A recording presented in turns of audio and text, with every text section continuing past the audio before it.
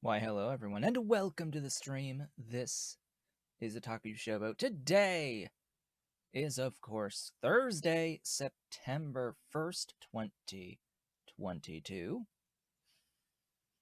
I was quite busy, both in our game, doing some off-screen stuff. You can see a general summary of that on my Discord. I did write up a little bit about what I did. We'll look over that once we get into the game itself. But yeah, yesterday I was a little bit. I busied myself repairing some Game Boy Color motherboards that I had laying around as four parts, basically, just because.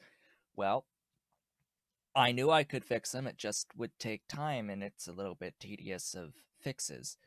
I had three boards, technically a fourth board, where I had issues with capacitors. Three boards had lost at least one of the solder pads on the capacitors. A couple of them were uh, at least two of them, I think, maybe all three, were due to corrosion getting around the pads, and they just popped up on removing the capacitor. So that was fun, fixing those. That's fun. Highly tedious, small wires, scraping back solder mask to get access to bare copper to solder wires too, to replace the pads, etc., etc. Still need to go in with like glue or something, hot glue, to actually get the capacitors like put in place, sealed in place so that they don't move around. But yeah, so I was successful on all of those repairs. The very first one that got me like into it uh, didn't have any issues with the pads, but it had an issue with video. So I now know what it looks like when one of the specific capacitors isn't connected, when it has a discontinuity on it, or if it's bad, etc., etc. Um, it's a capacitor involved in the video. The video power voltage goes through one specific capacitor. I believe it's C35, and it's a pretty decent sized 16-volt capacitor, 22 microfarad 16-volt capacitor that it sends the signal through. That yeah, if it's not connected, it causes the screen to go to have some color issue on it. Yeah, so I I finally figured it out, and I was very happy that the specific symptom of having like dark horizontal lines along the Game Boy Color logo when you turn the thing on, it like darkens that specific section of the like whole horizontal section of the screen and nothing else. And overall, it's like not vivid colors. It's very light, actually, despite those darker sections. It's weird, but now I know immediately, as soon as I see that, exactly what the problem is. Good. Excellent. I know how to fix it. And I fixed the discontinuity on that one board. It didn't have issues with the pads at all. It was just there was something that broke a line somewhere, probably uh, under the card reader, because I didn't see where it was broken anywhere. But yeah, ran a ran a wire, and it works fine now, and it's good. It's great. I'll be able to do whatever I'm going to do with it to list it and sell it in the end. The other three, once I glue down the capacitors with the missing pads, they will eventually also get listed for sale, I think. Maybe. Maybe. We shall see. I have a whole bunch of others that need to go before those that are higher priority. that are not as damaged or repaired. So yeah, I repair Game Boy Colors. By the way, what the heck is going on with my computer?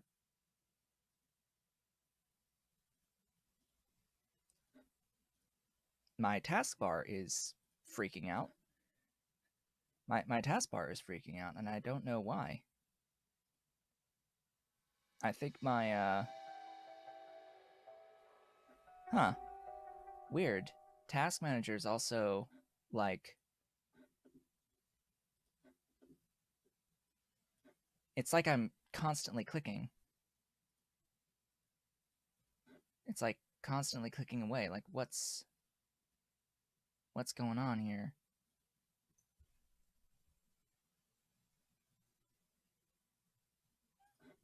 Hi Ollie. We've got a kitty. We've got a kitty with a baby. He brought a mousey. He brought a wet mousey. Yeah, your mousey's all wet. Your mousey is all wet. Well, the game is working fine.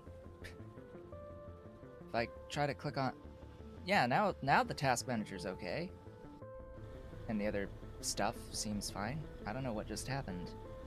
It may have been my clock app updating. I think my clock app updated. He lost his mousey. That's a very bad spot for this wet mousey to go. This green wet mousey. Hey you. It literally fell on top of a PlayStation 4 controller. That's lovely. Let's get into the game. It's time for Factorio. Let us play good old Krastorio 2 with 248K. Just get myself organized on this other screen. Hello, welcome to all as he knocks the baby down again and again. Hey, could you just go get it? There we go. Just go chase it. He'll bring it back. Don't worry. He'll bring it back. We'll have more kitty at some point. He just wants to play. Ollie just wants to play on this day. So off screen, I set this up. This is engine units. Engine units? No, steam engines. Steam engines and boilers. Yeah, I decided to automate them because I needed a bit more power. In the base, we're up to 270 megawatts of potential power production. This, yeah, bit more than the 90 that we had before. Bit more than the 90 we had before. I now have rails.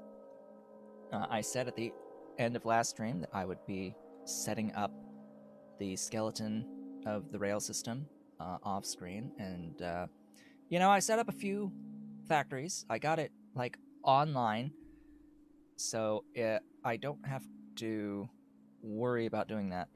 This is a process that I have gone through on stream in other series many times. I have blueprints. I'm using a blueprint book.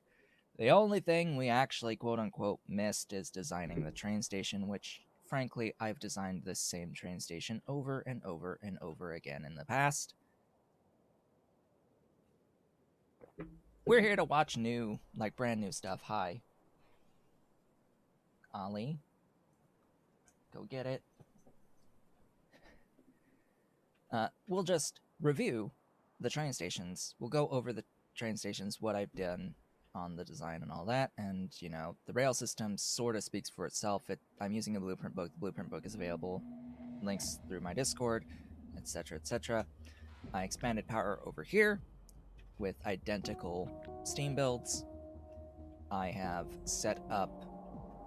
It all started with stone, which I have 8 lines of stone going into a train at this point. Needed stone because we need stone for sand, for hydrogen, for fuel, for trains. So when I started up the train network, it began with this as the first factory. Kitty is very active. Now, this is exactly... Hi. Are you going... Where are you going? Ollie?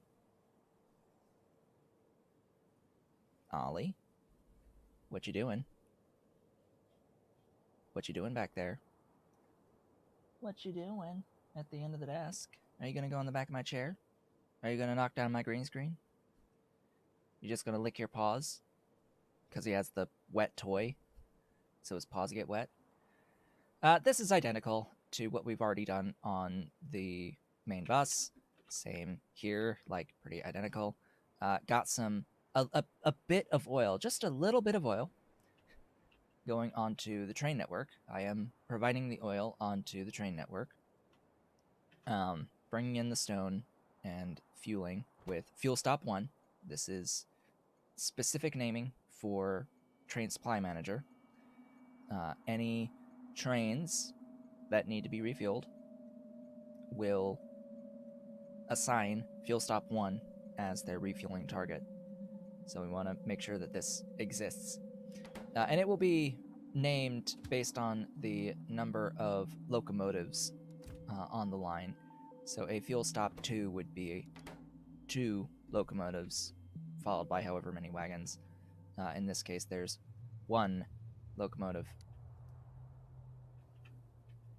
So they're going to go to fuel stop 1. Now, the amount of oil I have here is equivalent to 4,000 units per second as Ollie leaves. 4,000 units per second getting thrown into my underground storage tank from the long storage tank mod, which very conveniently gives you exact spacing for your pumps to fill in the fluid wagons as quickly as possible. That's why I wanted the underground, this long storage tanks mod, is because it gives you exact spacing. And I have looked at these huge storage tanks. This is not exact spacing. Nor is this exact spacing. I'm pretty sure, anyway. Let's see. Yeah, it's a gap of 1, not a gap of 2. And you need 6 with a gap of 2 here between each wagon. So it's 1, 1, 2, 1, 1. This wouldn't do it. This wouldn't do it because you have this gap 2 here and here if you have 3 of them. So that doesn't quite work out. Well, that doesn't work. Okay. So that is this aspect. Then I just went over, started grabbing a whole bunch of ore, grabbed 4 lines of iron, 4 lines of coal, 4 lines of copper, and then started to process the iron and the copper. So I've got iron plates. It is an identical build to this. It is identical to this. Steel is identical to this. Copper is identical to this, except there's double, because I have 4 lines of copper to process rather than 2. So I've got 4 yellow belts of copper plates being made. I've got whatever 8, 6, whatever the amount of steel is from this, and the 2 lines of iron plates coming from that, 30 per second total. And so that is that. There's the copper, there's the ore, just goes straight across. Iron plates, steel, and coal coming in. And that's what I did between streams. That's basically it. We can go to a train station and have a little bit of a discussion about the design on the train stations. I will admit that I missed something on my initial design of the train stations that I had to then go back and retrofit the train stations once I realized what I forgot to do.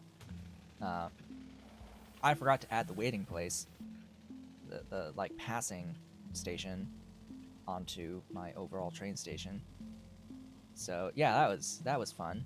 I realized it with with this factory. Like, oh hey, this factory originally had this section right in here. It was right here originally. And then I was like, oh yeah, this is great. It's fairly small. It can scale well. Then I realized, oh wait, where's the waiting place? Where's the passing zone for the trains? They're gonna get backed up on the main line, and that's bad. So I had to delete the whole thing to add this to add this section. So that was fun, adding this, and then having to go to all of the other stations that I had built, which was basically everything but steel and copper at that point, and add the waiting places. Fortunately, I could add them without having to deconstruct them because I did build them down straight rails a little bit further back from the main lines. So I was able to retrofit on every other one.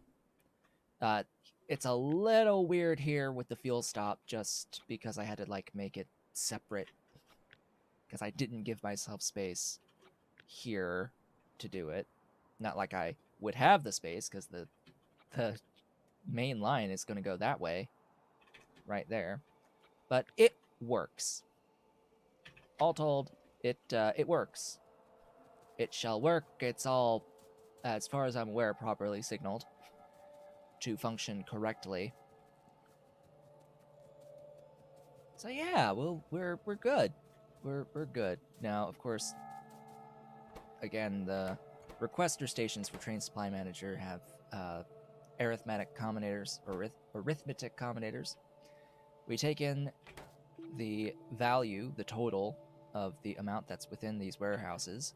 We divide it by some number, which ends up being, in this case, half of the total amount that we want to have stored at this location. And that will output a value of X. So we take the total and divide it by 4,000 in this case, because I want 8,000 units total at minimum value, 8,000, stored at this location at all times. We then take that value of X, we take a constant value of 2. See that this constant here is why we have 8,000. It's 2 times 4. We take 2, and then we subtract X to output some signal P.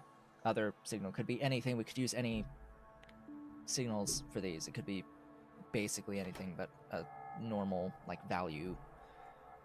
We then are going to look at the number of trains that are on the way. We have a wire connecting the train counter to the train requester as well. We're going to take that number of trains, and we're going to say that the number of trains that you are going to be on, that this light will turn on, and we will request trains when the number of trains that are currently on the way is less than the value of P. Is less than P. Okay? Less than. If we are equal to P, we turn off. We do not need to have any more trains sent. Now, what does this do? What does this effectively do? This means that we will not be requesting any more than 2 trains at any given time. We will never request more than 2 trains. That is the purpose of this logic, is that it will make it so that we do not store a ton of stuff at this location, and we will only store or only request up to 2 trains at a time. So it's dual purpose, this logic. It will effectively limit the amount of stuff here, as well as limit the number of trains at one time. Now, that limit it to the number of trains at one time is only going to be useful. It's only going to really come into effect unless we're like really high throughput, or if we are first setting up the station. So when we're first setting up the station and the buffer is empty, we'll be requesting up to 2 trains. If we have 2 trains. If we have more than 2 trains, it'll cap at 2 trains. Now, if we are high throughput and we're going through all of the stuff that's being stored by the time a train can get here, then we can adjust this value to be higher, and then we will both store more and bring more trains at once. If and when we need higher throughput at the station. Bear in mind that our stack size is 400 on the vast majority of items. So we very likely will not have that many issues with train throughput, ideally. Also, all of the techs that I can currently take are taken. So at this point, we need to progress into either military or chemical science. So with the requester station explained, just general train supply manager stuff here. It's regular train stations for your supply, requester train stations to bring things in, and then supply stations to act as your suppliers for your requesters. When you place down your supplies, I call these depots. You could very well have your supply stations be this station. You could do that. I don't. I keep these separate personally, but you have the option. I keep a depot, which in this arrangement, I am scalable infinitely up, scalable infinitely down, and I can build safely on this side of my train station. This is this is different from my last playthrough where I had this here, effectively. So I would build here while having all of the station being scalable in the opposite direction. Now, the problem with that is you end up with situations where you need a ton of stuff up here, and then you have to run loads of belt just to get your stuff to the actual factory because of that. So that has its downside. This means that building this way, I can literally build right next to it and limit the number of overall belt that I'll need by doing this way. But it does mean that I need to make sure that I have enough space in between each factory, because I will be limited on the actual size of the train station a bit more by building in this way. So once you have the supplies, you have to go to defining your source priorities. You have to define a resource ID onto these. It's basically 2 of whatever thing you want, whatever like signal you want. It's completely arbitrary. You can define whatever set of 2 that you want for each station set, each name. So I just tend to keep it the actual resource that is being supplied at each supply depot, just for simplicity's sake.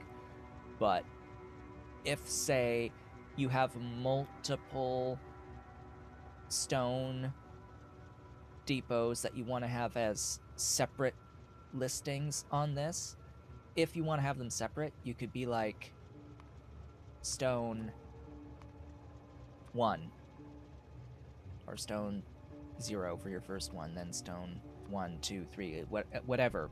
It's arbitrary. You could have it whatever you want. You could have stone and freaking diesel fuel units, defining whatever station you want. And you can have the stations be defined in different resources. That's fine too. You can do that too. I can say that this is actually copper ore. That this is copper ore and copper plates that we're going to pull in from copper ore and copper plates. Anytime I define at my requester stations that we're going to pull in from this specific resource ID. The requester stations have this little requester lamp that has this priority schema, which you just have to go in and put those same signals that matches the source signal priorities. It will pull from that specific station. I am going to delete that entire priority. So right now I just have stone, oil, coal, iron and copper ore, and then iron, steel, and copper plates online. That means I don't have oil processing, I don't have plastic, I don't have circuits, I don't have any of that stuff on the train network currently. So we're going to be working on setting that stuff up and setting up technology cards on our train network today. That's what we're going to do. We're going to keep building out factories on this train network, actually doing things, building things. I also need to get the aluminium online and get aluminium carbide set up. Yeah, we need to do lots of stuff. I need glass. I need wood. Yeah, in fact, wood is probably going to be the first thing. Technically, glass should really be the first thing. So we'll do glass first. Now, glass is a regular smelting array, but I also need the I need to convert it to sand. So I need to make some crushers. Beautiful and glorious crushers. Now, 2 crushers makes 15 sand per second. It makes a yellow belt. But it doesn't use a full yellow belt of stone.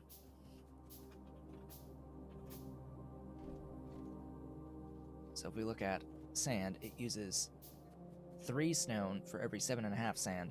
So every yellow belt of sand is going to use 6 stone.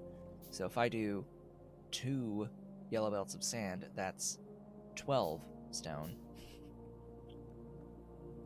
Which sort of sucks, because it's not, like, divisible by a yellow belt, or a red belt, for that matter. It's not kind.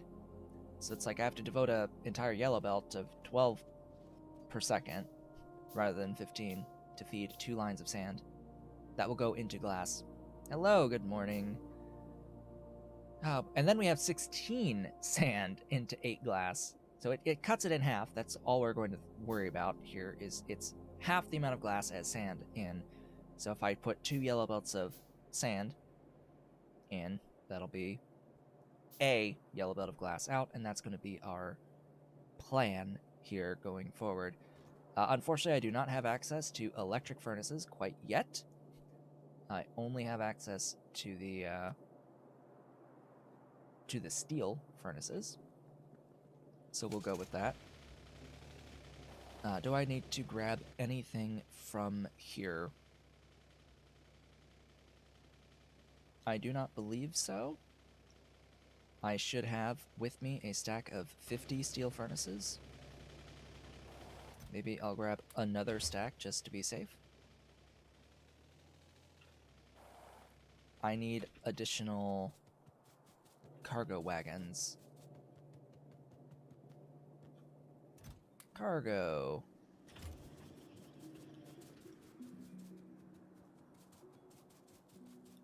That should do.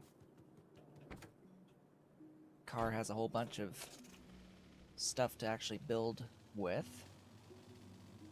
Now we just have to decide where we want to build this. Ideally somewhat close to stone to limit the travel distance on the trains. Or train, singular. I only have the one train on the stone right now. I'll probably need to add another one rather quickly. As we get more and more locations requesting stone. Even though I have 8 belts of throughput, 8 yellow belts of throughput provided. And yes, I know, and I understand that soon I'm going to be getting access to Mark II mining drills. I will replace with Mark II mining drills as well as with Red Belt once I get access to them. So I'm thinking ahead here. I want to, like, replace 1-to-1 with Red and with Mark II mining drills. I don't really remember if the mining drills have a different footprint with increased mark level in this particular mod, or if it's a replacement in place. I know in Bob's, the mining drills are replacement in place, but these may change. I just don't remember if these Mark II and Mark III mining drills are bigger, quote unquote. I have to actually look at the tooltip as well on them. So this mining drill, unfortunately, doesn't actually say how big the object is on the tooltip. It just says it has a 7x7 mining area with a 0.75 per second mining speed. That's only 50% faster.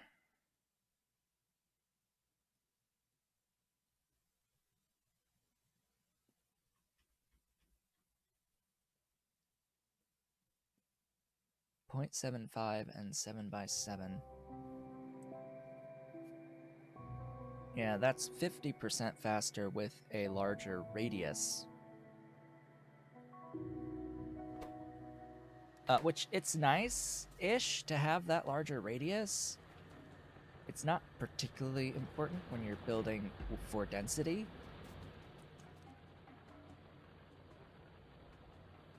It's one of those that are nice to have. Oh yeah, I should talk about this. So this may look a little bit odd. This looks a little odd, right? I have put in a box, a chest, that the mining drills are feeding directly into, and then put loaders on each side of the chests. Why did I do this? I did this because I now have 10% mining productivity. 10% mining productivity. The way that the mining productivity works on mining drills is that occasionally you will get your bonus production proc happen at the exact same time as your normal cycle. This will put 2 units, quote unquote, in the hopper at the exact same moment in time. If you are unloading directly onto belt, the machine will not operate until both of those units of ore are put onto the belt. So for a brief moment of time, the mining drill will not operate any time that you get productivity happening on the same tick, on the same cycle as a normal unit of ore. Which, you know, is every single productivity cycle, 10% of the time. Yeah. Which means that you are not going to get the theoretical maximum output from your mining drills. Like, say I only need 28.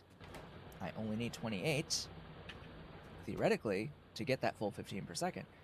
As it turns out, I wouldn't actually really see that full 15 per second. It won't give me the full output of these mining drills if I'm outputting directly onto belt, specifically yellow belt. It's not as bad with faster belts, of course, because it doesn't have to wait as long to output both those things. However, mining drills offload instantaneously into chests. Mining drills will instantaneously put their entire output into a chest.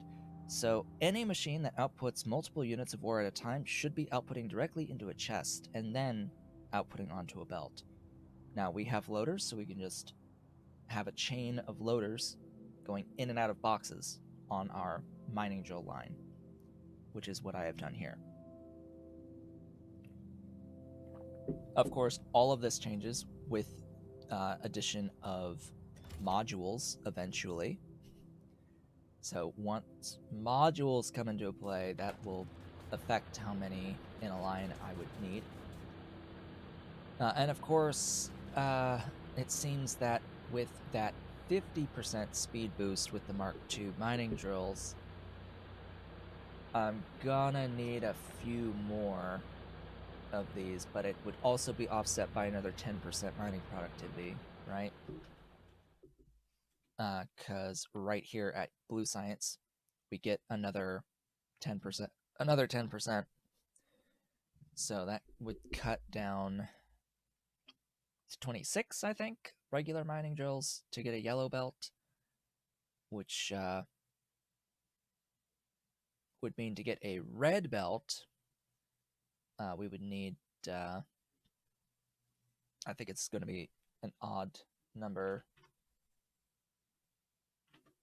I think it's like 51-ish at the 20% mining productivity to get the red belt out, 51, 52-ish. But it's going to be like 40 of the Mark II mining drills, I think. It'd be about 40, which in the way that I've built this here, I can't really fit that many in a line, in a single line, because that would be 2 lines of 20. I would need like 6 more after this.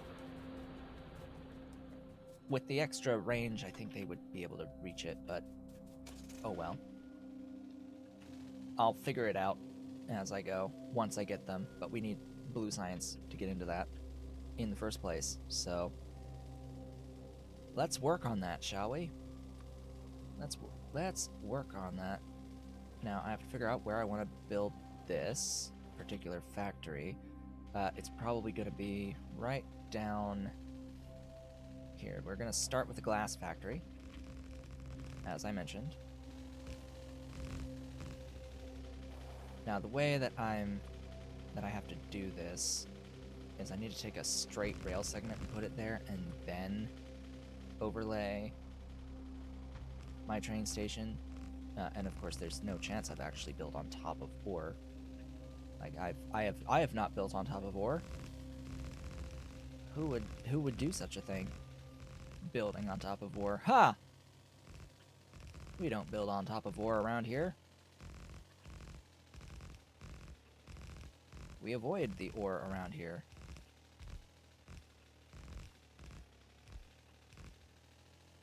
Conveniently, the map has allowed me to make very straight lines without actually building on top of any ore whatsoever. Ahem. Yes. Ah, yeah, and I put like a whole bunch of spacing here because, you know, we need spacing for belts. Might use robots later, we shall see. I don't know, this mod already has different, like, control setups for the beacons. I wonder if it has the same thing with, like, bots or something. We shall see. We shall find out. So, crushers. I need 1, 2, 3, and 4. This is gonna take in...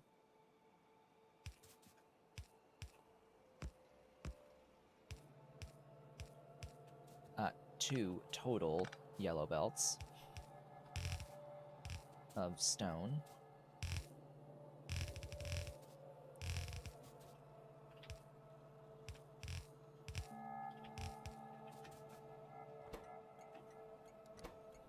Our stone at glass.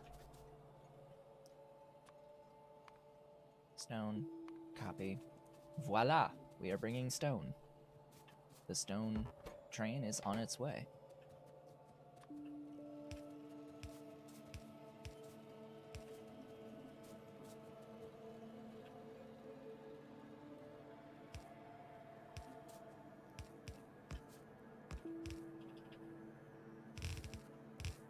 That makes 2 belts. Ah, yes, I will need another. I will need another. Let us get another. I'm realizing I didn't get... Bleh. I didn't put signals where I needed to put signals. Oh well. Whoops. Alright.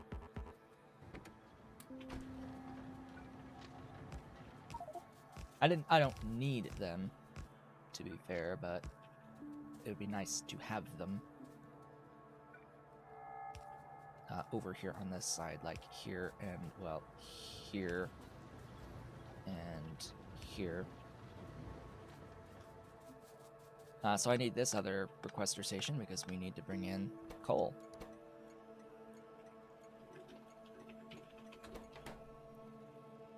Glorious coal.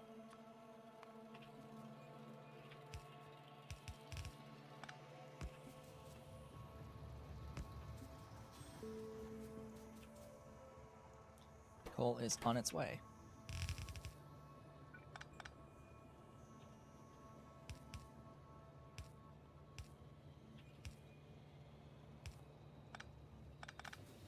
I offset a little bit there just because of I may add more. It's highly unlikely that I will add more, but I want to make sure that I have that option. Okay, how am I going to go about this? So, with one of these, making glass, how many am I going to need? Apparently, it's 15 to make 15, using a full 30 sand.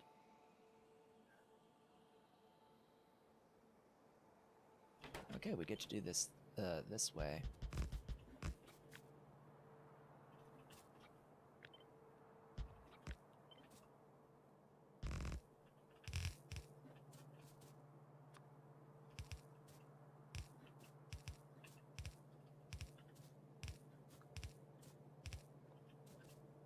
La di di di da.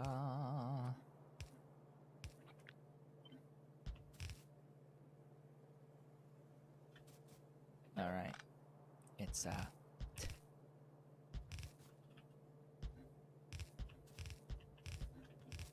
like that. Now the question is, can I output fully and input fully? Pretty sure that with a stack size of 2, this is absolutely able to support 2 per second. So that is one line of sand. That is another line of sand.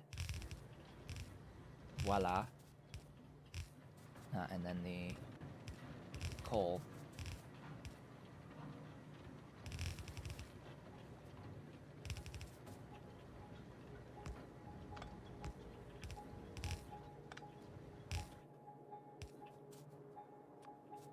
And then we just need power. Voila! There's our yellow belt of glass.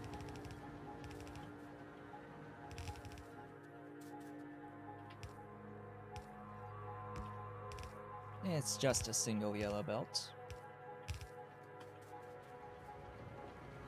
because the bulk of the stone production that we have is going to be going towards aluminium for the aluminium ceramic composite. Now I can just watch and see, oh hey, there was a little gap there, so I may need additional inserters up at the top just to make sure that it's... Excuse me?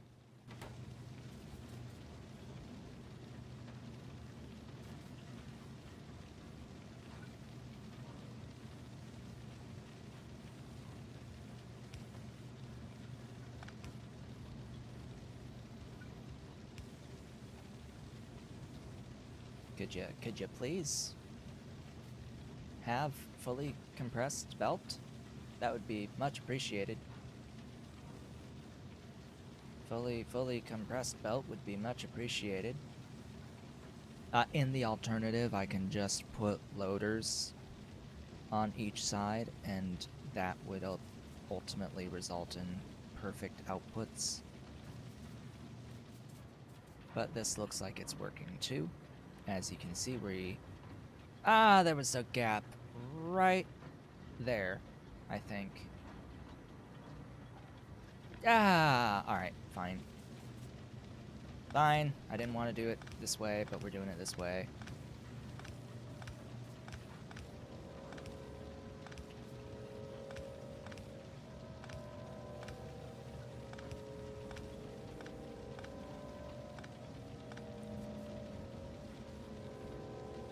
Now, once things adjust, we shouldn't have any gaps at all. Unless I've miscalculated. I should have 16 of these. Unless these lie. Unless these are lying. And I don't think these are lying. On these crushers. Like, I'm pretty sure they're not lying. Is there any disadvantage to using the loaders for unloading? Nope. None. None whatsoever. They don't even use power. And they're filtered loader. Like, they have filters on them as well. It's like, okay, they're just extremely powerful. You can absolutely use them.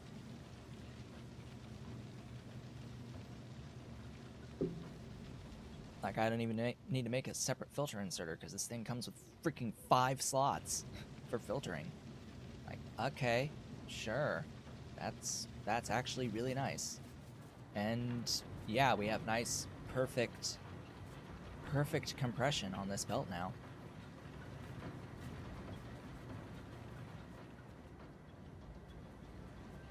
So we know that we're getting the exact 15 per second. Now to just add that, and because it's 15, we're going to limit that to 2 stacks. Because, you know, 15 divided by 1600 is quite a bit of time.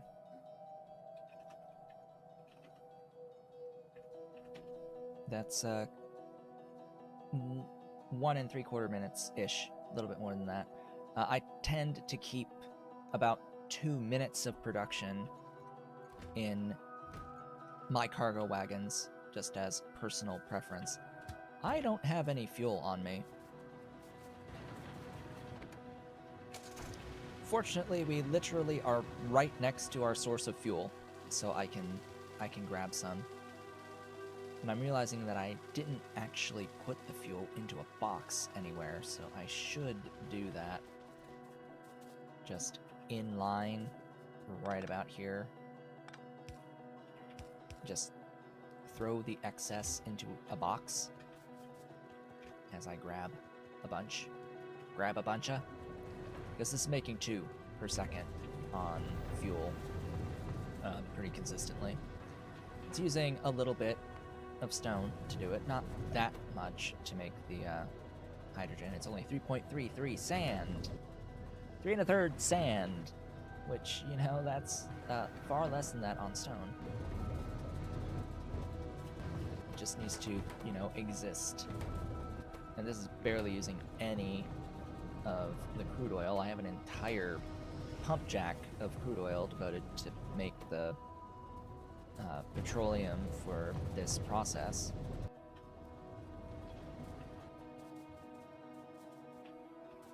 Anyway, I've got some fuel, so now I can fuel up this guy, and while I'm waiting for that to fill up with some stacks of fuel, I could just go back to my mall as well. My main bus build, because I do have storage of fuel in the main bus build. I need to rename supply glass, depot glass 1,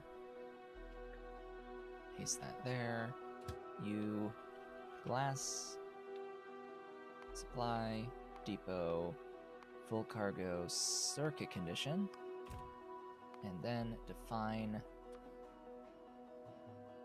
glass. Done. That is glass. Now, if I want to scale the glass, I have a few options for that. So I could take the build and copy it below, or to the side, or above, or all of the above, to continue scaling the glass as part of this. Now, I need the glass in order to make greenhouses, so I'm going to actually take some units of glass so I can build greenhouses for wood. And it looks like I need iron I really should automate this at the mall. The mall, the bus mall. In this case, it's actually a bus mall. It is both of these things. It is the bus and it is a mall. Where we go shopping for all of our infrastructure needs.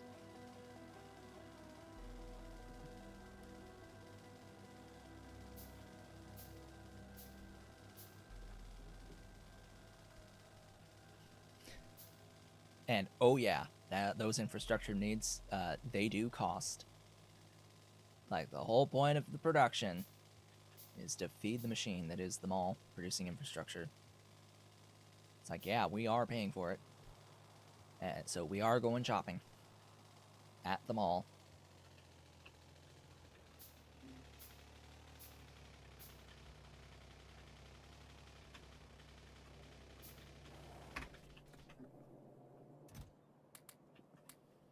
Okay, top up on those for a bit.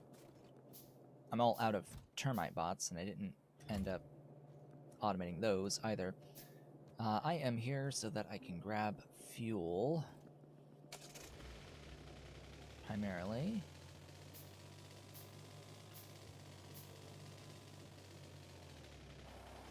I have gone past my fuel. Stop. And yeah, fuel.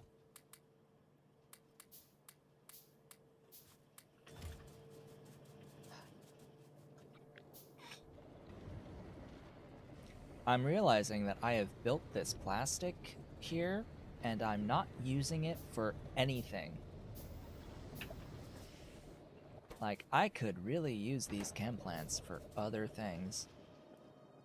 You know what? I have glass up here with iron, so, and copper, so I'm gonna automate the production here.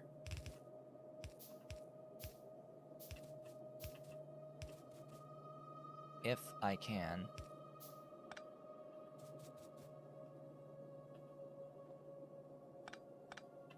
I mean, I may need to move these to the side. Automate the greenhouses. We need glass, wood. Okay, we need glass and wood. Wood I have here.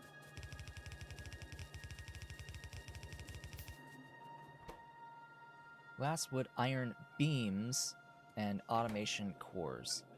So the automation cores use copper cables, I believe. Nope, copper plates. Plates, sticks, and beams. No, gears. 1.5, 1.5, 1.5, 3 to make 0.7 cores, or 0.75. Yep, that's exact. That's pretty exact. So we have iron and copper for you, and then we have glass, wood, and beams. Now you need 3.75 beams. The problem with 3.75 beams is, these make them at like 0.75 each. Or 0.38 each. Oh boy, half of that. So if we want 3.5, or 3.75, we're going to need 10. Taking half a belt of iron.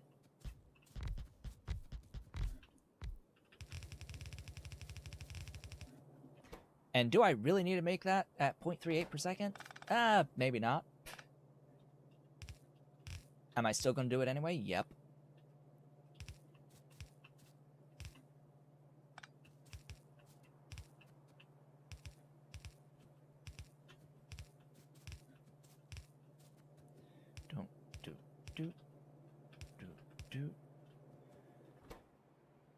You need copper plates. I'll have that coming in over there.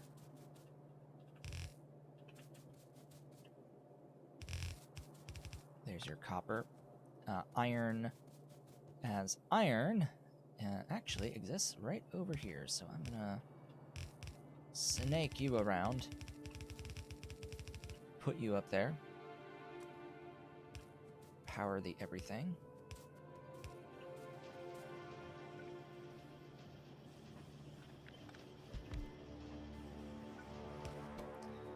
So then we just need the glass and the wood.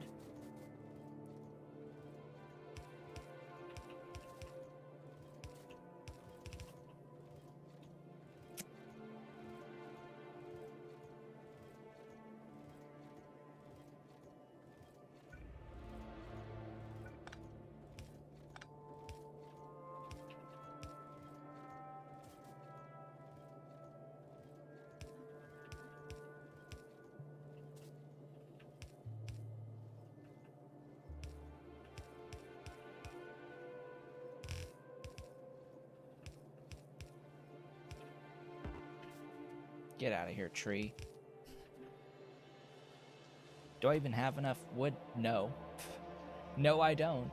I don't have 7.5 production of wood in total on this bus.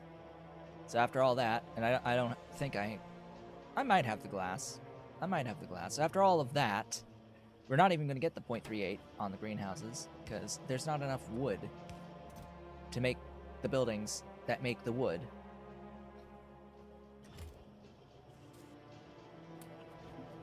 Still, though, I have it set up now. We're going to need a few greenhouses in the grand scheme, so just gonna keep crafting. I'm gonna do 20 greenhouses. Okay, factory. Factory for greenhouses, making wood. And yeah, you can actually build trees as well. Just craft trees to place down on the map wherever you want to build your own forest.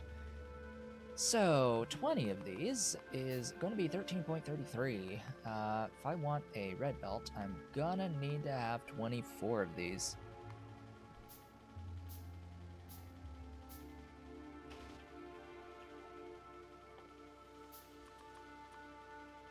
That should be enough. And that's just for one belt of wood. Ah, boy. Yeah, one yellow belt of wood. I can do this basically wherever I want. Wherever there's space.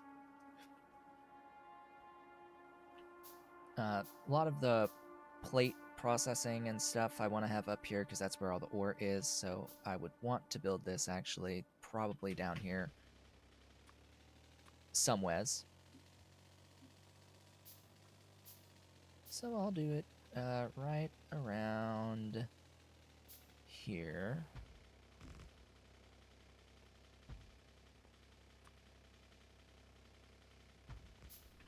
There we go. I'm tempted to set the blueprint here up on the same absolute positioning as the rest of the train network. But it's gonna be like off a little bit. I have to append this blueprint because it's actually missing 2 units of train track. It's actually missing 2 units of train track if I were to align it properly. That's why I have to add that extra straight segment onto it, because it's missing these 2 right here. There would be a gap, which you know, is a little annoying. I do not need this requester. No need to request anything on this particular factory. We are simply creating wood from water. There may be a fertilizer recipe later that lets us make more, but I don't see a reason to. Oh hey, it's a forest. We're gonna make wood near a forest. We're gonna have to kill the forest so that we can actually place the greenhouses to make wood. So we're gonna kill this forest so we can make wood.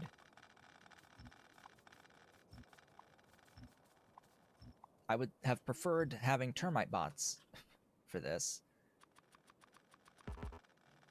I'm gonna handcraft some termite bots because it's a lot more convenient, and I don't have to like have infinity wood eating up my inventory space. The termites just destroy the trees without giving you the wood, and they have a lot of actual ammo on them. These things are 20 units per termite bot.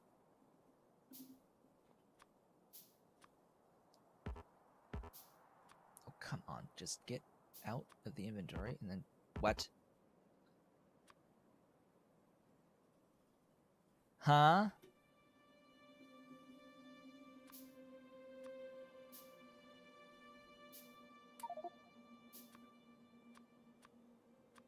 What do you mean? Oh. So apparently...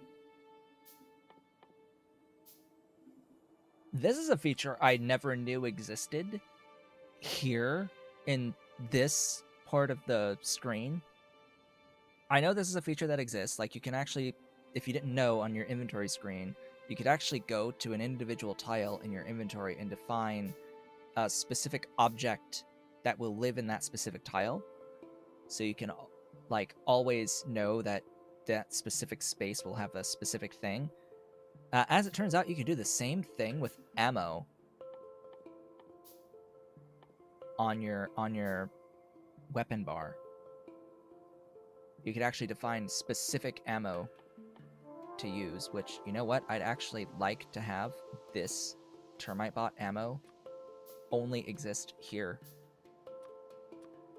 in this one with my nano emitter, because that actually solves a problem that I've had for a long time, which is if I run out of termite ammo, my bots would refill me my request with construction ammo, and I was quite tired of always getting construction ammo. But now I know that that exists, where you can actually just pin the ammo type with middle mouse button. Like, okay, sure, hello, welcome to the stream. I have after 4,581 hours recorded on Steam, plus even more of playing without through Steam, like through the portable version. I have only now figured out that the mechanic of placing a filter on your inventory also applies to ammo on your hotbar for ammo, and you can pin specific ammo.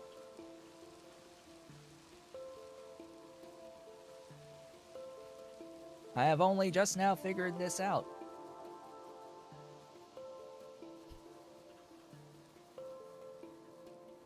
Yet another thing that the game never tells you about. Yet another mechanic.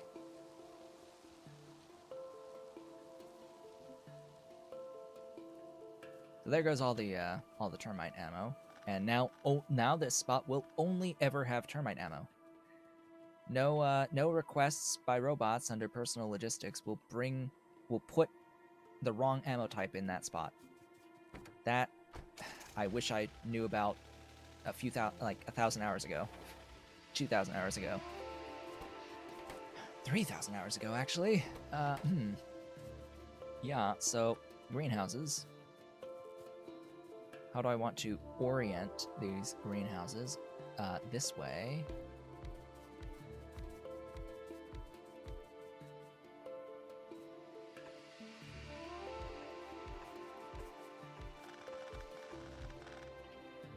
So yeah, have I mentioned that I haven't actually destroyed enough trees yet? Turns out I haven't destroyed enough trees yet. I need a deconstruction planner that is just trees. That is just... Why is it... Oh god, do I... Trees, rocks only, that's the one.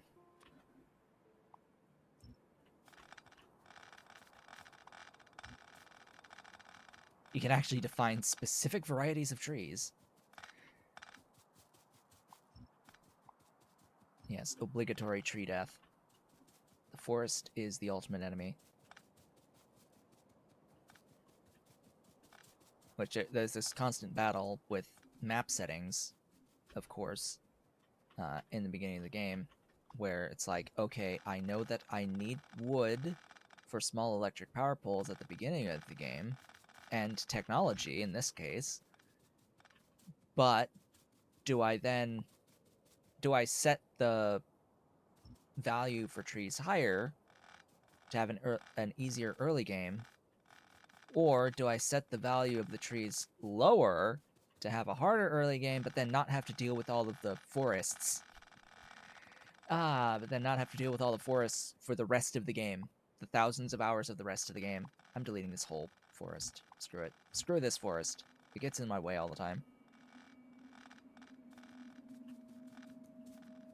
Ah, yes, my previous Pi playthrough. Yeah, I am, Unfortunately, on that playthrough, I was not able to keep my promise of not using Bob's modules. The game performance just was atrocious. I couldn't continue without entity reduction through the use of modules. Stronger modules.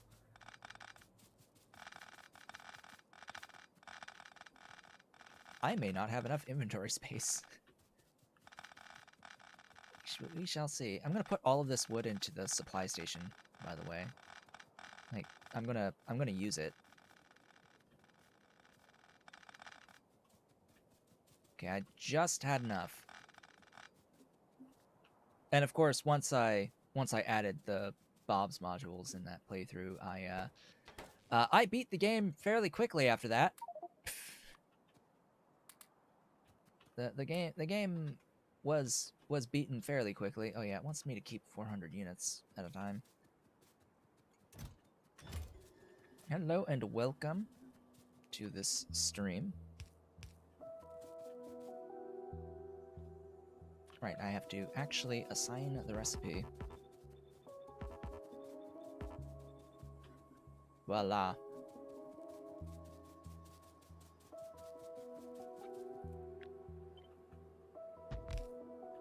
You would not believe the amount of pushback for using the stronger modules. People really don't like. Don't like when I use that. They consider it cheating. I'm like, seriously?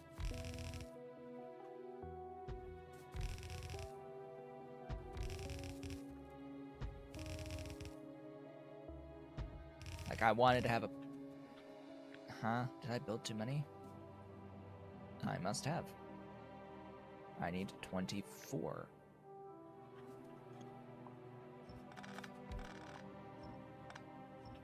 There we go.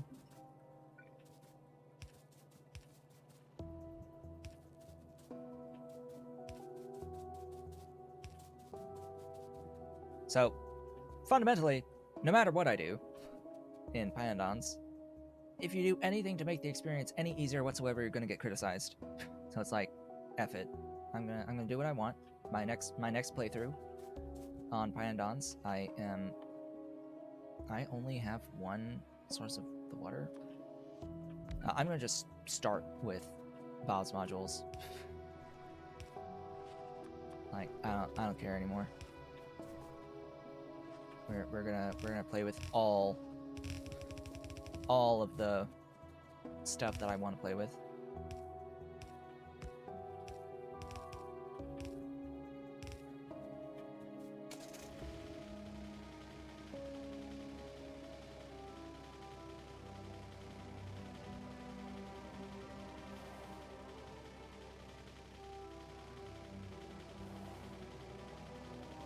Yeah, see, that's my point. It's like, you know, these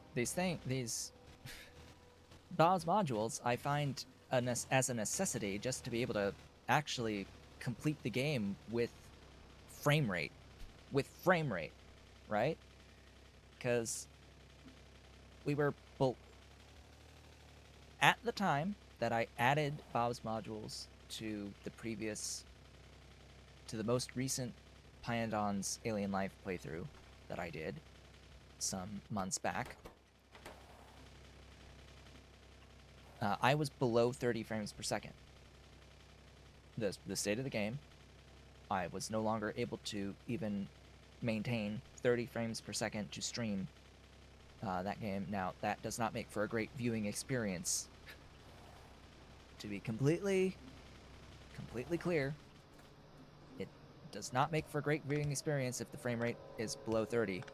So, by necessity, I had to add BOS modules so that I could reduce the overall number of buildings across the base to improve performance.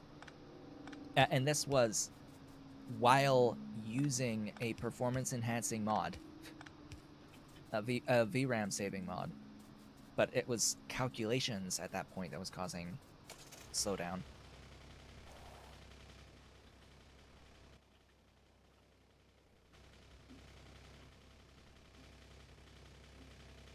And yes, Bob's modules do have a resource cost. They are extremely powerful for their resource cost, but they do cost quite a bit. And they use gold, which in Pyandon's mods pre-alternative energy, I don't have any experience with alternative energy at this point, which means that you have to wait until essentially purple science before you can actually start using modules when you have Bob's modules installed. There is a pretty significant delay.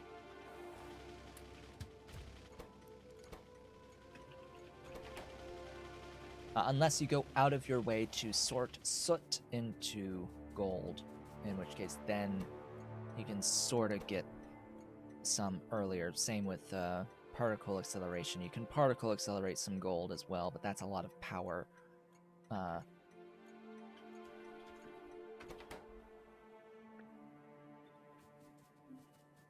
There's a couple of earlier ways.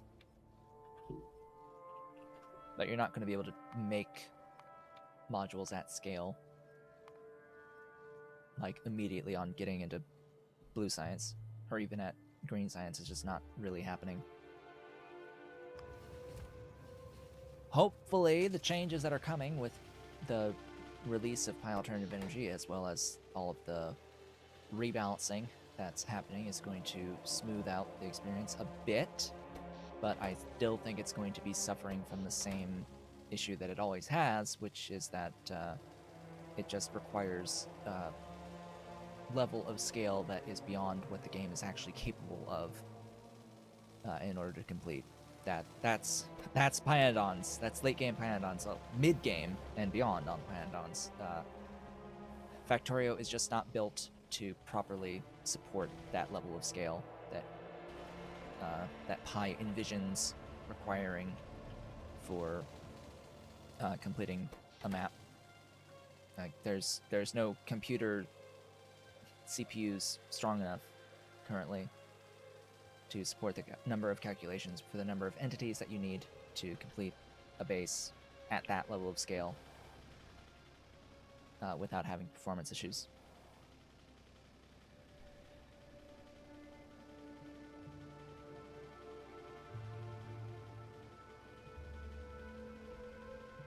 And the scale is by design with Pyandon's, unfortunately. I've said many times that if I were to go in and rebalance Pyandon's, I would, like, massively speed up a lot of the recipes to reduce the overall scale. Like, the complexity is why I play Pyandon's in the first place. Like, that's the strong point. It's just the slowness of a number of recipes. While it works because you have to go do a whole bunch of stuff, like by the time you get back to the initial thing, you're going to have enough stuff anyway. While it sort of works, it also doesn't by mid-game, late game, because of the performance penalty of needing so many entities.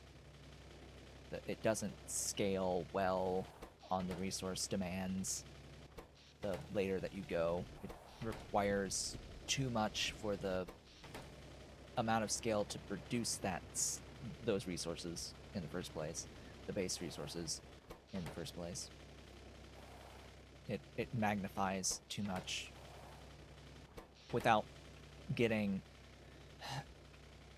a requisite boost from the newly unlocked methods of producing those base resources as you go further down the tech tree. The amount of complexity that's added, yes, you have to do more complex processes to get more plates per unit ore as you go along the tech tree, but the amount of scale still needed to get the amount of stuff that you actually need to maintain sane, reasonable levels of production that you're used to in Factorio, that's beyond just a trickle of something, is still massive amounts of infrastructure for those base resources.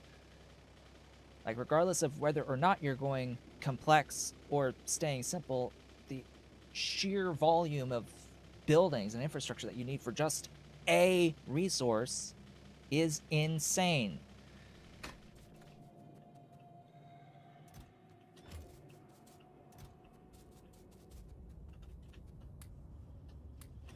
Anyway, Krastorio, much better balanced. 248K. Yeah, 248K. Makes it a lot easier, actually. Frankly, thus far in this playthrough, 248K has actually made resource production easier compared to just running flat Krastorio. The reason being is that there is a worse ore to plate ratio by default in Krastorio, and even upgraded processing with Krastorio doesn't get you to 1-to-1 on ore to plates, whereas here at Green Science we have access immediately with the 248K mod to 1-to-1 ore to plate ratio.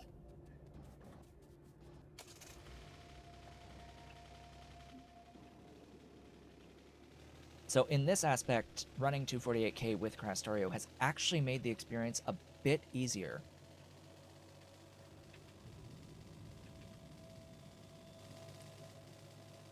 But I'm going to anticipate that there's going to be a massive increase in demand compared to just Krastorio the later that we get into the game, such that this ratio is necessary, right?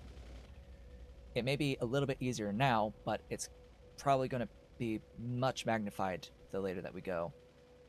And I'm probably going to be wishing for a better than 1-to-1 ratio as we go along.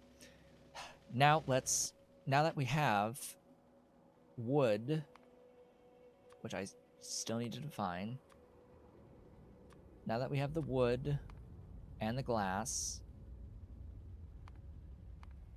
now I can get the sciences that currently exist put onto the train network, because all of the sciences that I have, the basics, the reds, and the greens, only use iron, copper, wood. I'm pretty sure that's it. It's just iron, copper, and wood for everything.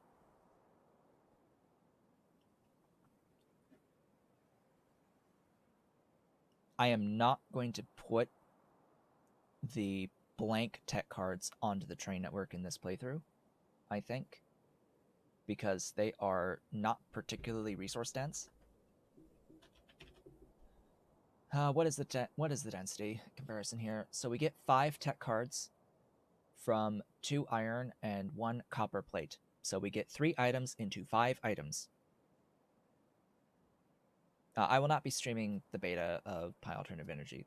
That's a decision I've made previously.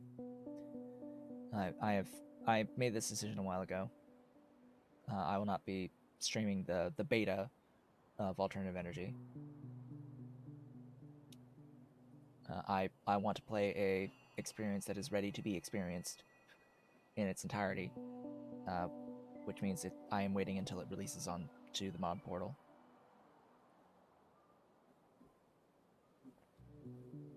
Because yeah, there are changes that are consistently being made on a very regular basis with the beta build that will fundamentally require rebuilding factories.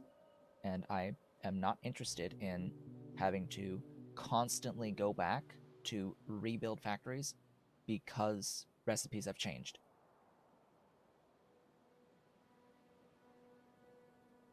Right? Like, I don't want to find out 20 hours later that I have to go back to replace a factory that I made 10, 15 hours ago because a change has been made to the mod.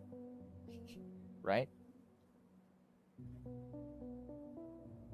Like, the only time I want to have to update the mod is if there was a game-breaking bug that needed to be addressed.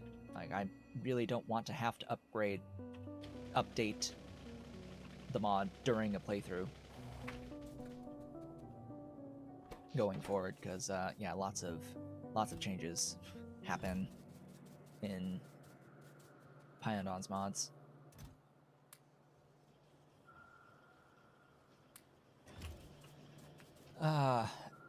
I have been the reason for a lot of changes in Pyondon's mods as time has gone on. Especially initially, my very first playthrough of Pyondon's mods that I did, Pyondon watched and was there, active, live, getting my feedback, watching, finding things that were wrong, that were problematic, making changes, making things harder for the most part. And that continued. I had early access with Pi Alien Life.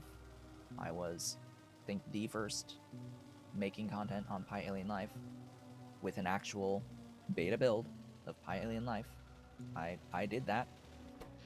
I was there. I experienced all the bugs with Pi Alien Life live, finding the bugs while live, crashing the game, and then later on having to go back, redo builds. Like, I've done this already. Like, I have been through this experience. I know exactly what is happening right now in Pi Alternative Energy, and I don't want to do that again. I simply do not want to do that again. Anyway, factories for science. Now that we are almost halfway through the stream. Factories for science. I'm gonna need like 4, because we're gonna go all the way up through blue science, ideally, and that will involve having to set up a plastic factory, a petroleum factory for the plastic, and I think that's almost it. The chemical tech cards require advanced circuits. We have the glass. I will need to make this mysterious energy crystal as well as sulfuric acid. So that sulfuric acid is going to be the easy part. Huh. There is no dedicated acidic water. Great. At this point. There's some kerosene that gives desulfurized kerosene that lets you go into diesel fuel units and like stuff like that, but nah. We're gonna stick to the default recipe for the tech cards here, and then the advanced circuits need plastic for the electronic components, And the energy crystals. This is not charged energy crystals. This is just... Oh, you're kidding.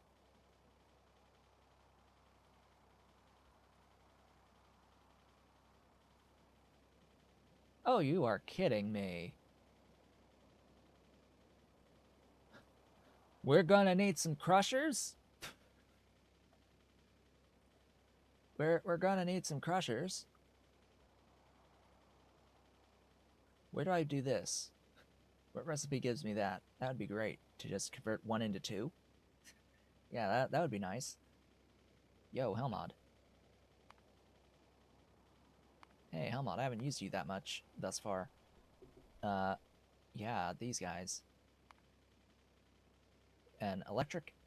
No, that makes charged. A crystal grower. A purifier, and then a crystal grower. Can I make those?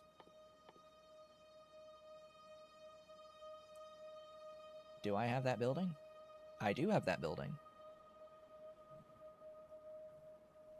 Do I know how long that this playthrough will be? Not really, no. As long as it needs to be until Alternative Energy releases on the mod portal.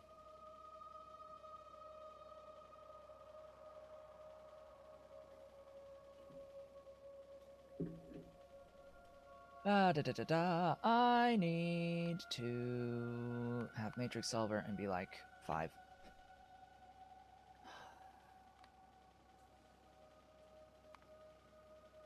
Dude.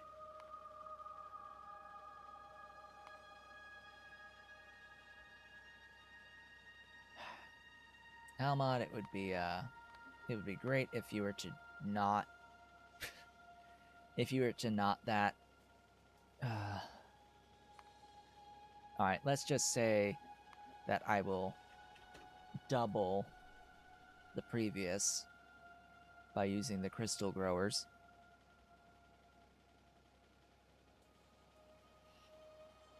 Yeah, so I would have to deal with these outputs somehow of iron and copper.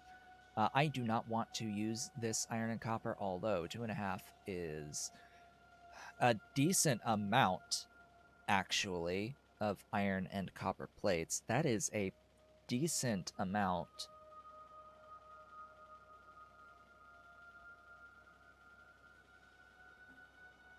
But I'm not gonna use it. I'm gonna crush it, delete it from the face of existence. For now, the focus is setting up sciences of my existing sciences and getting a factory array that is going to request all of the sciences as time goes on. Oh, I also have to bear in mind that there will come a point where we are no longer going to be processing these initial sciences.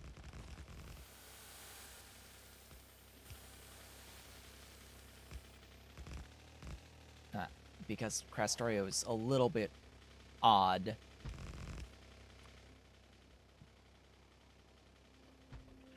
In that later sciences, more complex sciences, don't use basic sciences anymore. There comes a transition. So we have to make sure that we get all of the technology that uses the beginning tech cards, and then transition to the more advanced tech cards.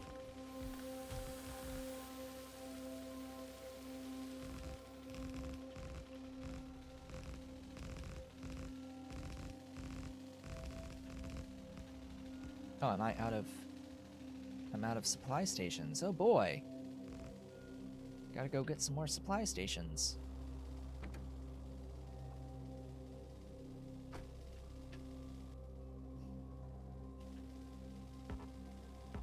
Come on, click on a thing. There we go. Ha, 76. Yeah, that's we are halfway through the stream. Huzzah! Let's go get some supply stations.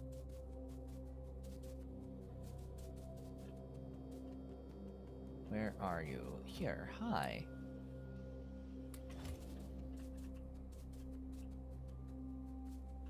I need some loaders as well. And regular belt.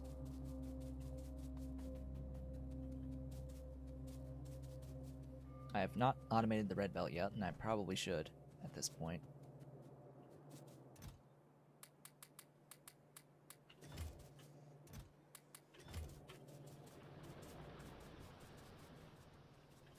Okay. For now, though, focus, science, bus. Science, train stations. Science on the train network. That's the goal.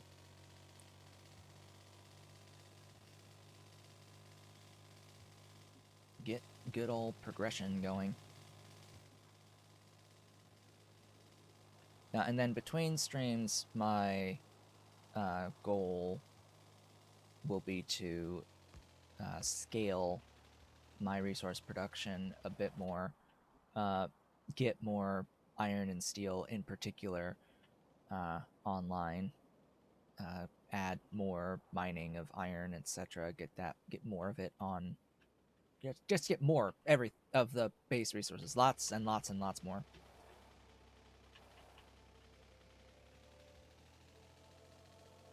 It won't. It shouldn't take particularly long to do that, but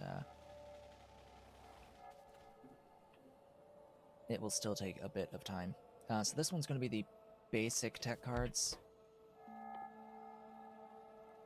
Right here, it needs wood and copper cables. I'm going to set this up as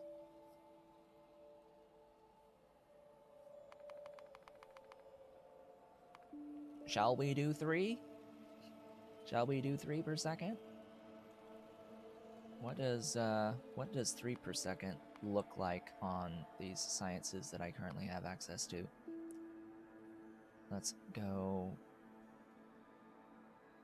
look at you, and you. I could add the cam and be like, hey, 3, 3, 3, 3. We are in fact using these by default. God, they changed the icon again. They've been changing these icons to now default is great big star. Great big star. Yeah, really not a fan of these new icons. They look worse than the old ones. So in terms of raw resources, what are we looking at here?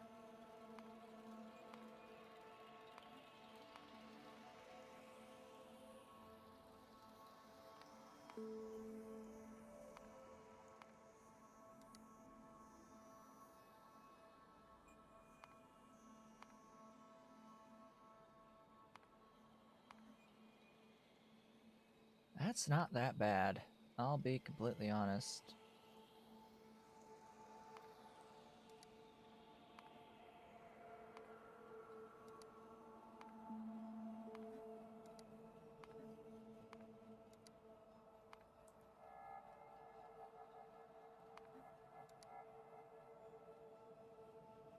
You had a question about Train Supply Manager? What is your question about Train Supply Manager? I hear Kitty. There's Ollie. Hey, big boy. Hey, Ollie. Break you down. Not that recipe, that recipe. Although, I mean, I guess I will have acidic water, right? Because we have to make these stupid energy crystals.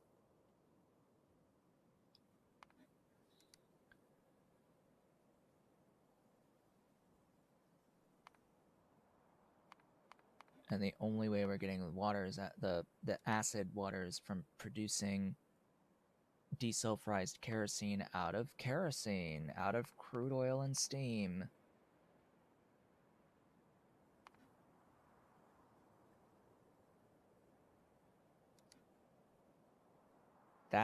That's a fair bit of crude oil, actually. But doable. And I have to deal with that desulfurized kerosene as well. Yeah, so what's your question about train supply manager?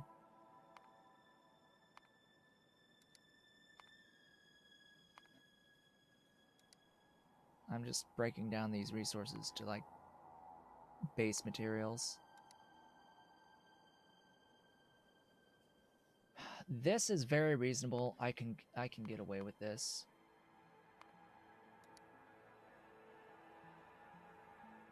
Why do you want that much steam?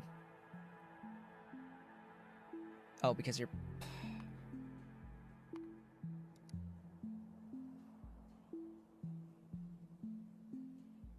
Do I have to wire through the train requester light and then through the train counter always? You remember going counter first, then requester. I don't think it matters.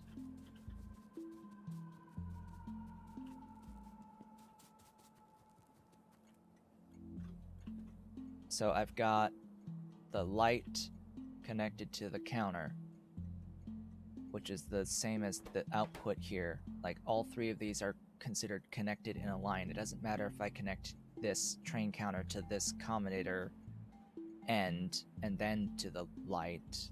They're all the same network.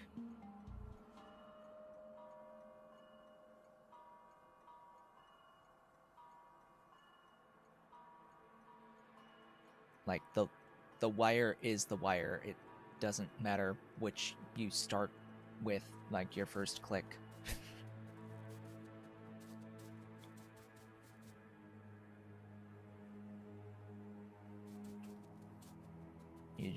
You need to have the train requester be able to see the number of trains that are on the way by wire and have nothing like modifying trains on the way.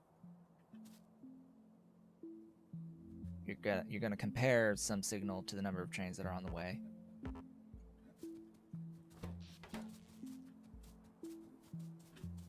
Anyway, so 3. Yeah, 3. So I need 16.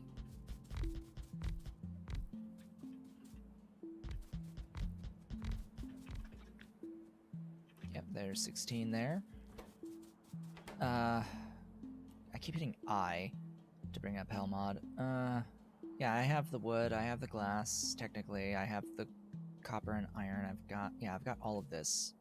I have all of these inputs that would be needed to make the chemical science packs, so we're good.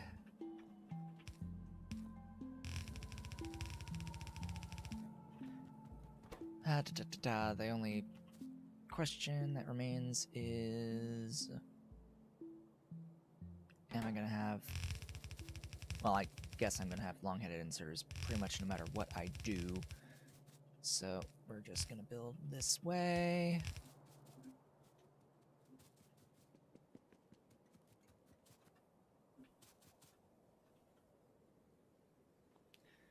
We're not gonna get it today. We're not gonna get chem science today. No, I don't see that happening. It'll happen next stream, most definitely. But there's a bit much that I have to do to actually get the blue science. I need one more of these.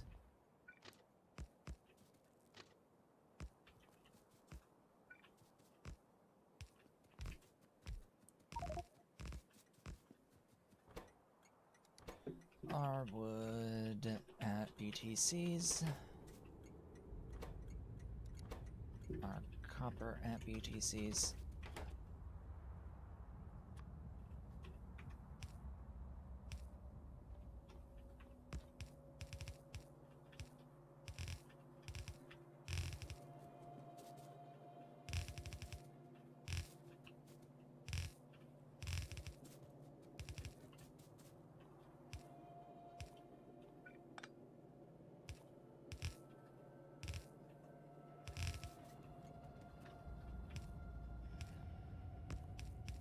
I mean, yeah, we're planning for the blue science right now, but we're not actually making it, I think, today.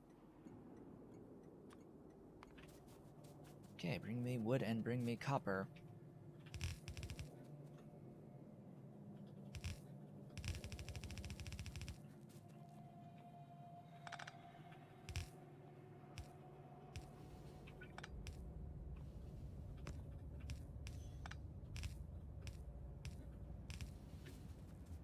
There they go. Power.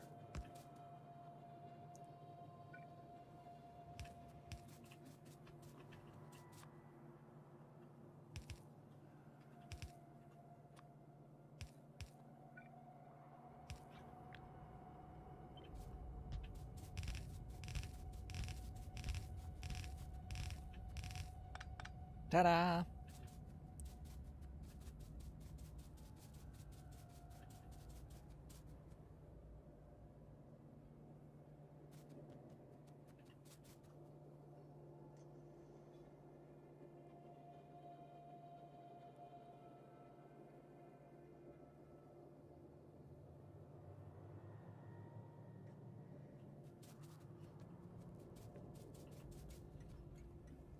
Yeah, I guess I just don't quite understand your meaning. Are you saying that you had whatever combinator being wired to the train counter and then the train counter to the requester without having requester to combinator? I don't see how that would change anything still. It should all, like, this requester light should still see the output of the combinator, but maybe it's just not passing through the train counter for whatever reason. Like, it should all still be on that wire.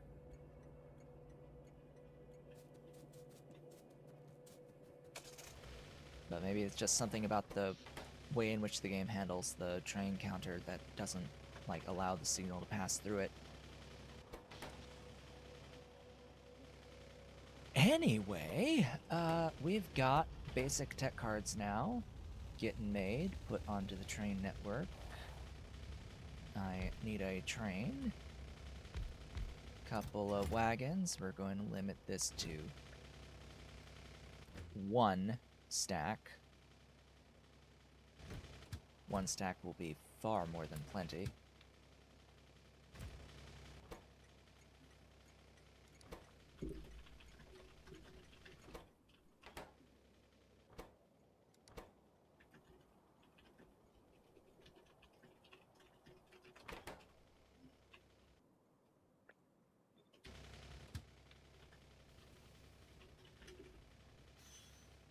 Supply depot.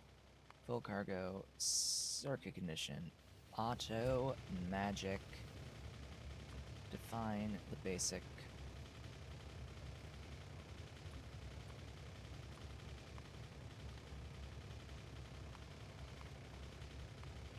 Okay. 1 down. Several more to go.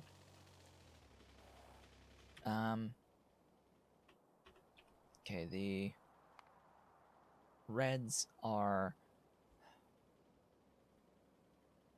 iron and copper, and that is it.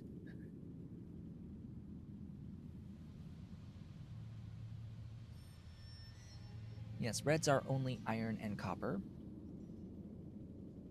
whereas greens are going to be iron, wood, and copper.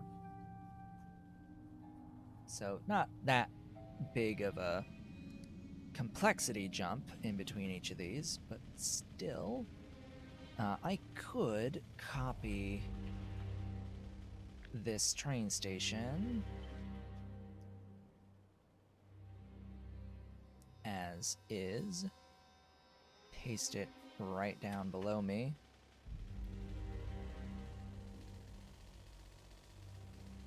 Hooked up with a chest to a constant combinator. Like, I don't really use constant combinators. I can't tell you about the mechanics there. Through the counter to the requester, and it fused to work. Well, thing about constant combinators is they only put out a constant.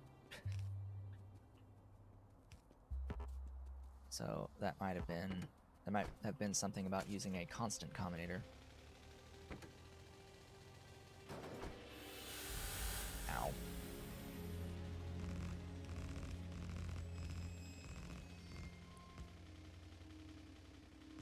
Chest to constant. Like, why would you need a chest to a constant combinator? That's sort of where I'm getting a little bit cautious. That's where my thoughts initially are going. It's like, why a chest to a constant combinator? Because that doesn't really do anything.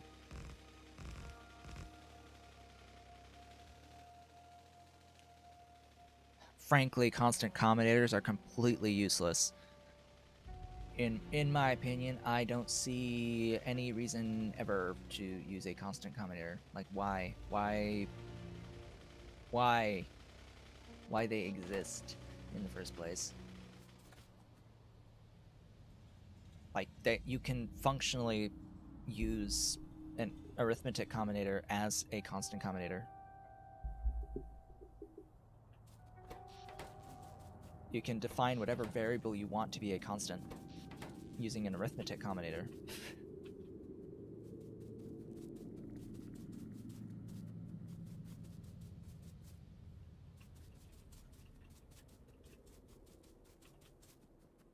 And if you're like multiplying by some constant, just multiply by some constant in an arithmetic combinator. like if you're like, this is a constant. Like this is a constant. Like this is a constant.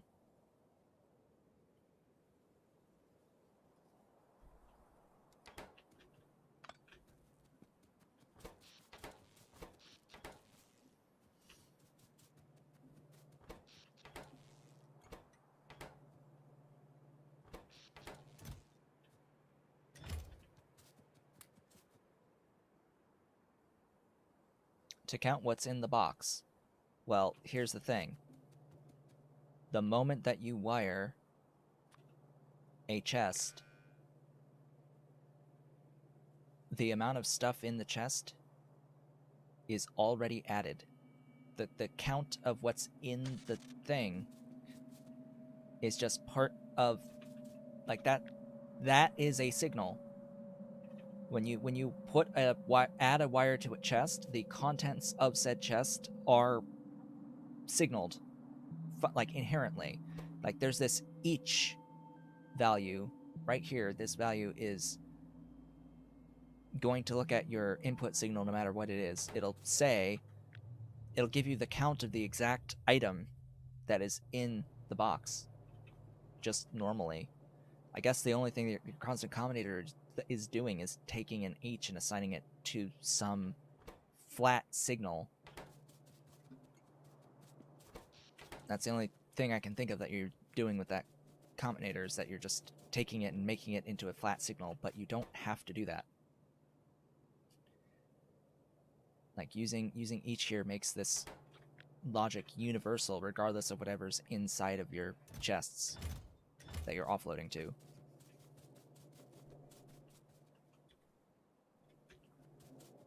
Anyway, this is S automation tech cards. R iron at ATCs.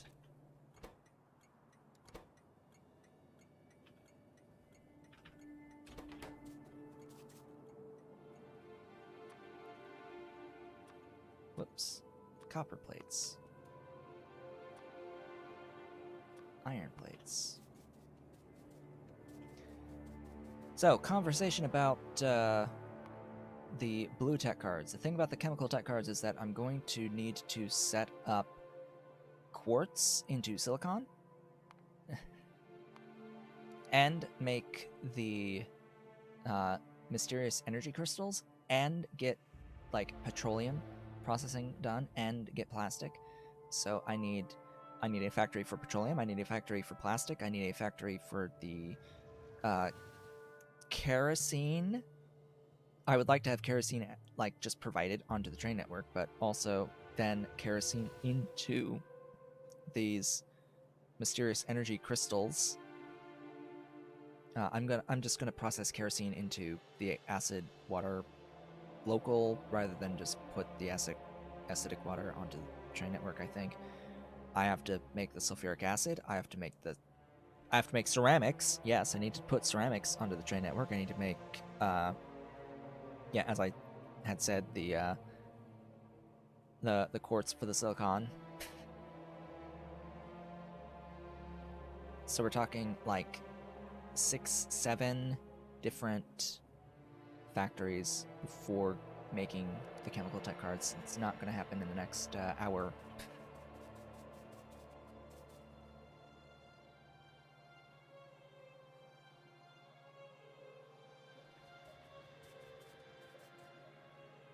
Okay.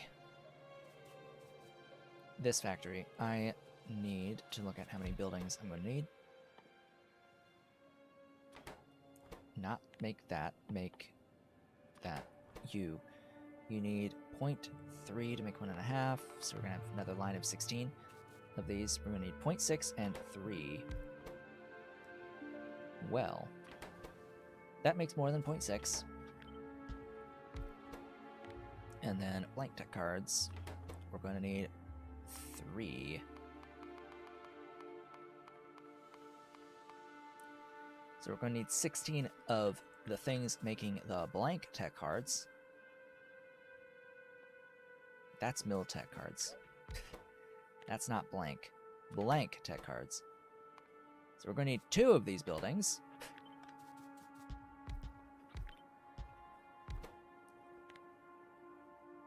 Papa.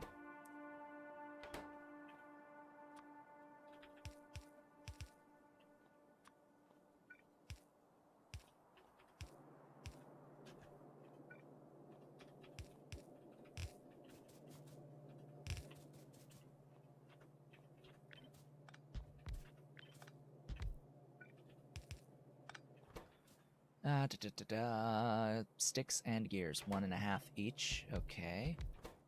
That's fine. 1 of each of these buildings. Excuse me, sticks. That makes 3 sticks. That makes 1.5. That is fine.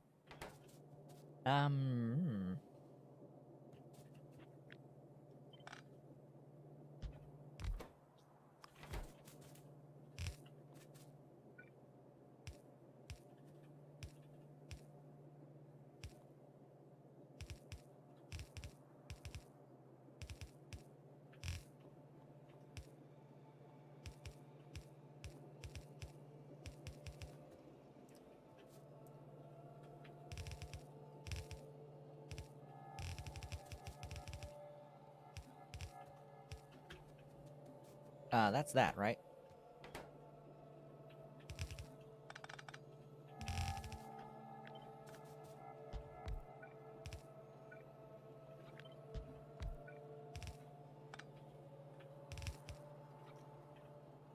Let's get some power going.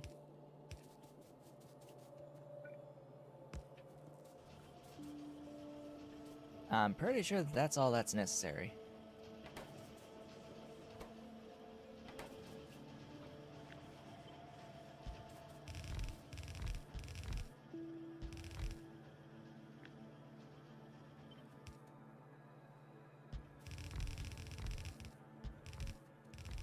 Ta-da!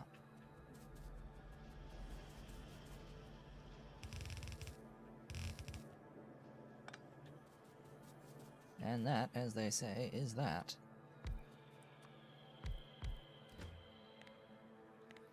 Limit to 1.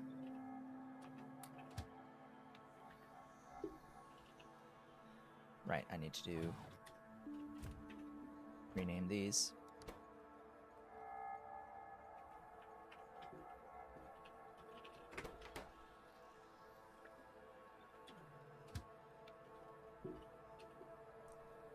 Supply, depot, full cargo, circuit condition, auto magic, define that, and that. Save. Dunzo. Huzzah. The next factory.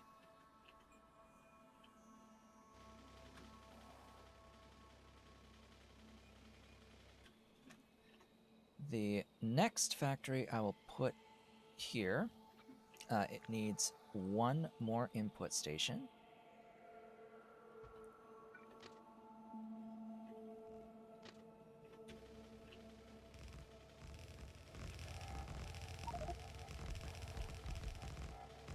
Hope I have enough stuff here, although we are, like, right next to my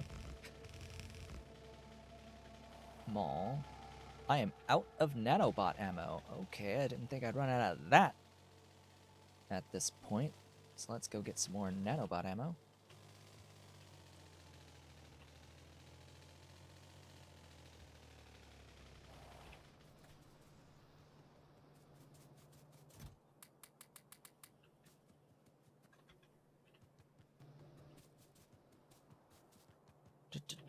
Grab more of you while I'm here. Grab more of you while I'm here. Another stack of you.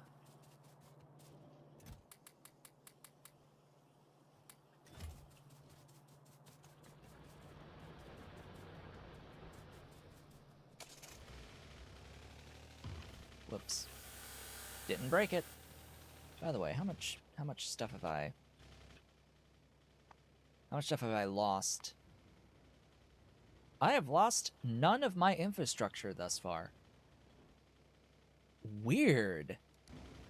I have a car and everything. How have I not broken stuff yet?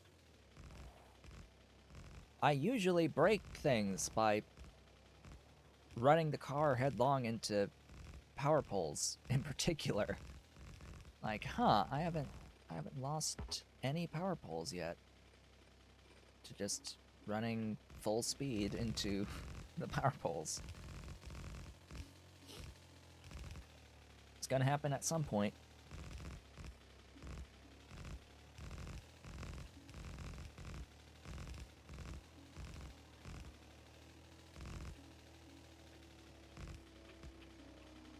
Okay, we are good here for now. Yeah, I've hit them multiple times, but it's never broken them.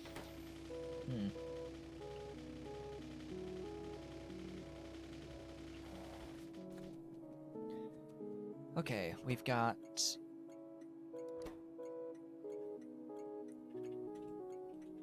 iron at LTCs.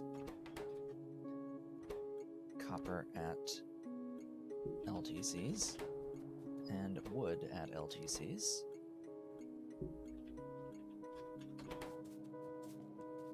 I was just looking at that. Apparently, no, this is 100 HP on the medium power poles. The smalls have 100 as well, health. So, don't know. Something about the momentum, maybe, about the vehicle has changed. Max speed, I guess, is different than normal. Or I've just been more cautious. I mean, that's an option as well. I could just be driving better than usual. Of course, that's not going to be the actual answer, but hey. Another 16 line. Okay. Another 16 line that'll look a little bit like that. I'm going to build this actually on the bottom. Whoops. That should be 16.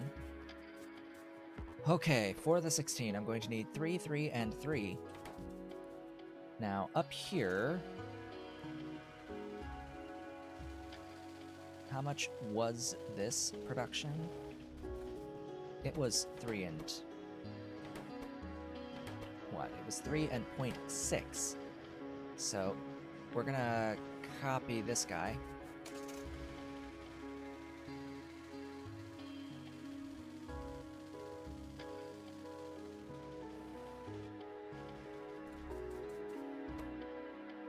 because we don't need the automation cores. We do need iron gears, which, by the way, the iron gears is 3.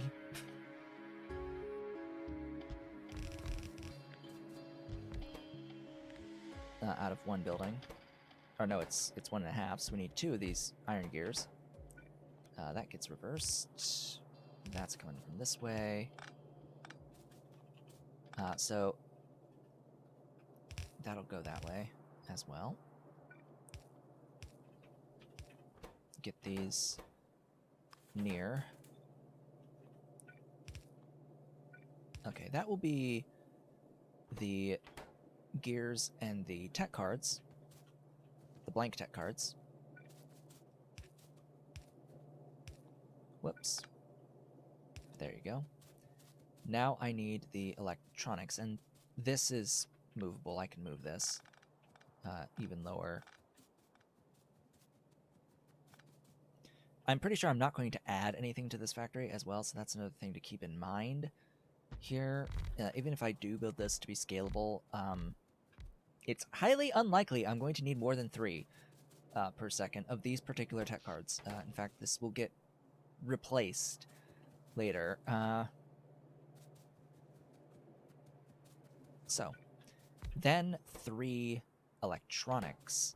So this is where it gets a little bit more interesting, because I'm going to need 4 of these buildings. We've already determined previously that it is 1 to 2. Yeah, 1 to 2 there. So I can keep those in line, and that's all I really need. So just double that, and it's going to be easily placed in there. And frankly, at the throughputs I'm running, I can actually share the line between iron and wood.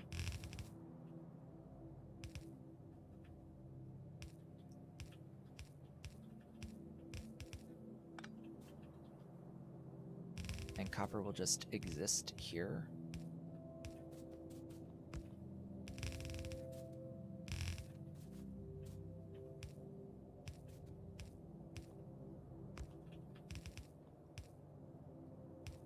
I don't need to use the loaders for this, but I'm going to anyway.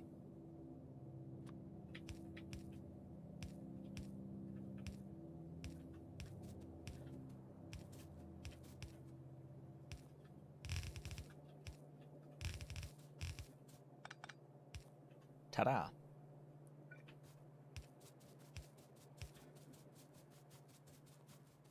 Okay, let's actually bring the stuff in now, the inputs in. This one is the wood, the copper, and the iron. They'll come in, they'll deliver the things, and then I have to determine what's going to live where. Ideally, the thing that has 2 objects will be the inside lane,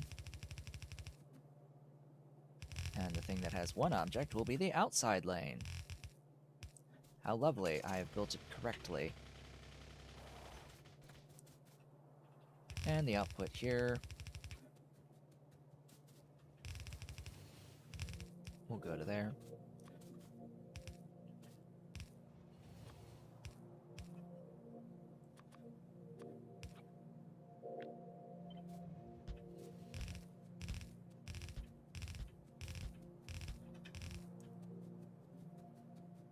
Power it up. And that is that. That is the tech cards, logistic tech cards. That's all of the science that we have already made on the main bus, set up for logistics tech cards, for all of the tech cards that we currently have.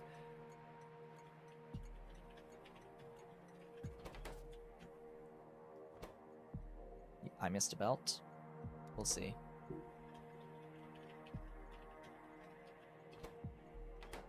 Most likely on the end. Yeah, I think that the last long-headed, yeah. Most likely.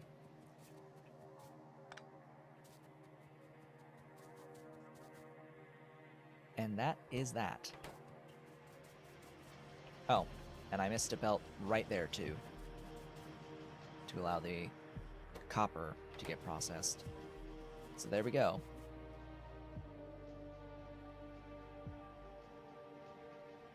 That's going to make the electronic circuits.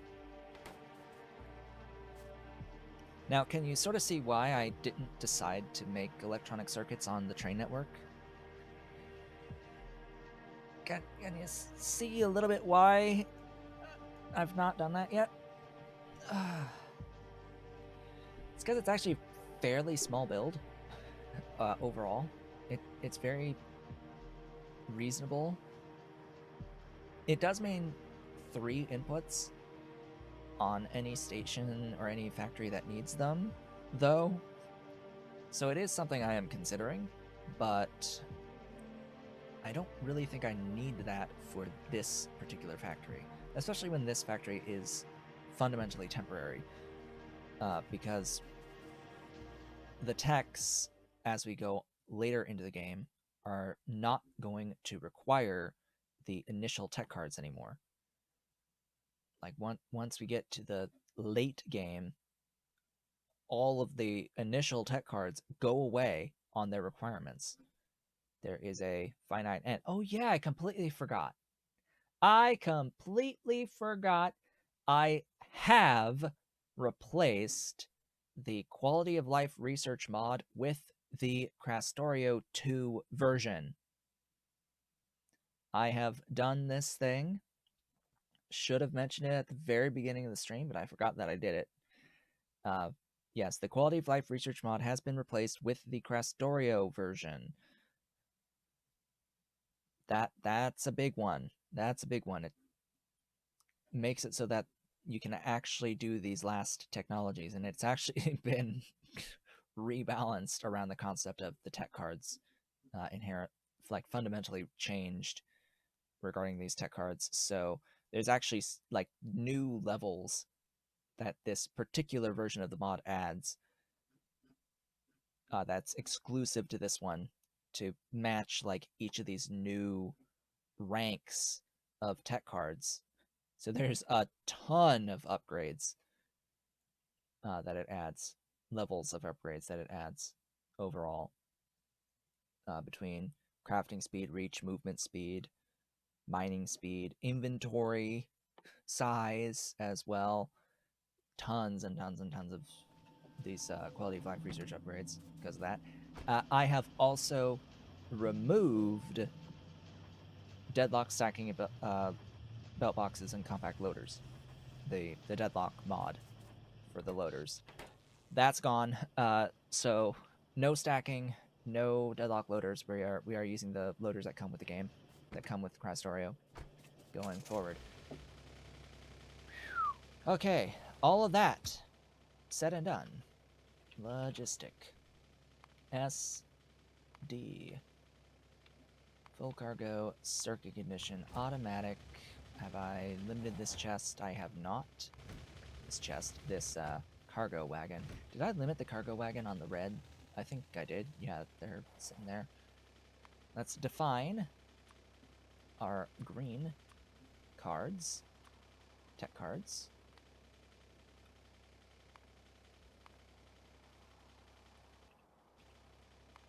Now we have about 50 minutes left in today's stream. I noticed that I need to get more rail in my vehicle if I want to continue. So let's put more rail in the car. And then think about what are the next factories that I need to make. I will mention that getting science labs placed is not a top priority until I get the next level of science. So I think that that's going to get pushed until I have chemical tech. So everything that we do going forward will be for the purpose of getting into the chemical tech cards. Working towards getting into the chemical tech cards. I don't think we'll see any today. Give me that. Go in there. You also need more of these. Probably not that many of them, though. So I'll go ahead and shove back in a whole bunch. Keep a little bit for me. Now you need, yeah, that looks good. That looks good. Goodness, I'm fine, I think. I need bulk rail unloaders.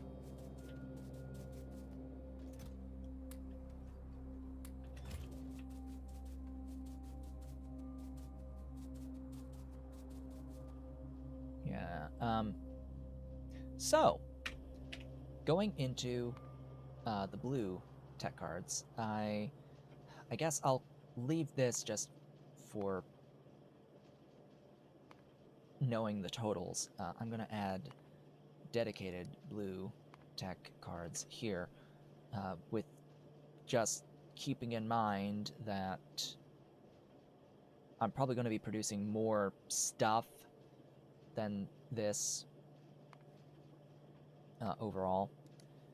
So while I don't currently have a factory making green circuits, I'm very likely going to have a factory making red circuits. So that will be its own factory. Like tech cards will be made local. The sulfuric acid will get its own factory, as will these energy crystals. Those will get their own factory. We already have glass, and we have the means to make the blank tech cards. So we'll have this essentially as the factory that will make chemical tech cards. We'll be bringing in these objects from the train network. So there'll be 6 requester stations at this train station.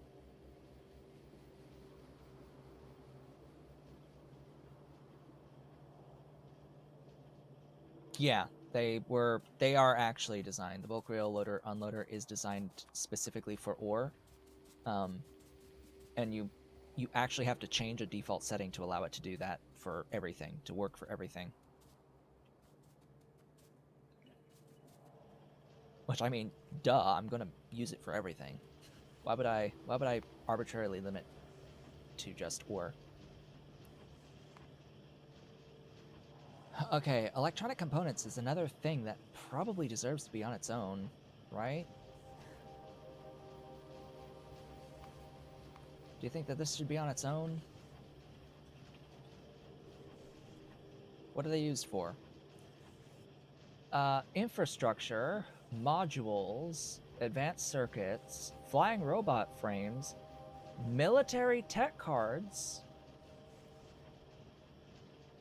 big portable solar panels. So I'm seeing they're needed at the mall area for infrastructure, and they'll be needed for modules, and they're needed for tech. So yeah, this is going to be its own factory.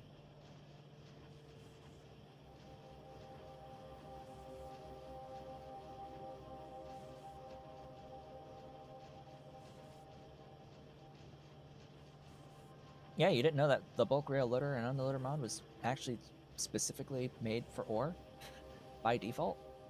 Yeah, it's right in uh not that one, but per player, I think. But or is it map? Bulk rail loader, yeah. First thing, bulk rail loader, allowed items. The default is ore. The default is ore only. Ore only is the default on allowed items. You can set it to allow plates as well as ore, or allow everything. And I am absolutely allowing everything. Apparently, in the settings, you can arbitrarily set the number of inventory slots that the thing has. I didn't know that. I didn't know that. Apparently, you can actually just set whatever you want as the inventory size of this thing. Like, okay, we could set it to hold 5,000 stacks of things if we really wanted to. Or 9001. Anyways, progression. We were looking at this. Plastic, separate factory. Silicon. Not necessarily needed in a separate factory. Not necessarily needed in a separate factory. Same with the quartz. This can be done local where I'm doing this. What I'm going to do is I'm going to unlink so that I can set this to be 15. And just will know that 3 of it gets used for stuff. There's... Huh? You're complaining about extra belt here? And here?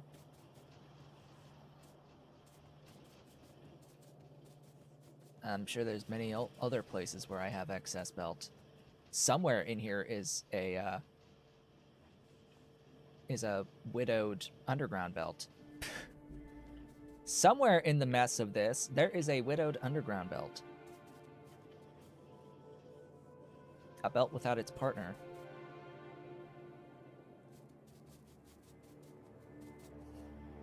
So, good luck finding that.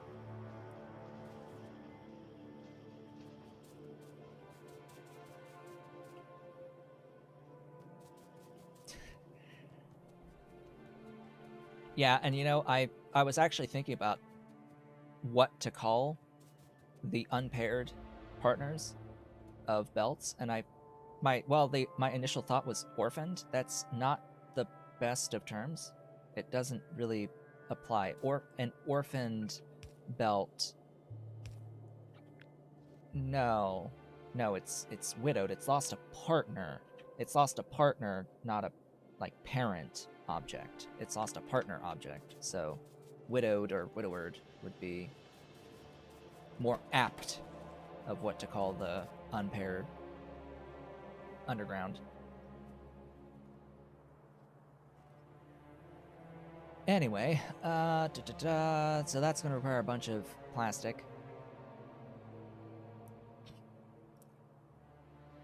And like half of my glass. I'll probably need even more glass. I have the stone. I've got plenty of the coal, although the need for coal will go away once we get access to the electric furnaces.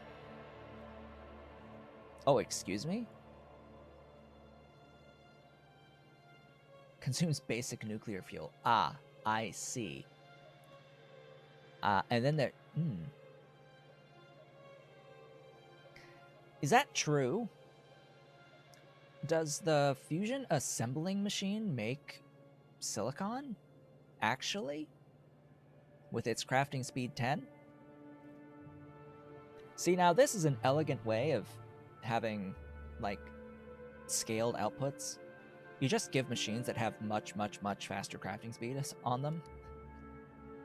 You know, cough, cough, Pyanodon. Cough, cough, Pyanodon. You know, it'd be a really good thing that you could do to help reduce the overall scale of the mod. Make your buildings go faster. You know, make those upgraded buildings actual upgrades. Make your Mark II and your Mark III and your Mark IV buildings actual upgrades over the previous level. That would be ideal to help improve the performance of the game as you get into the mid game and the late game in Pyanodon's mods.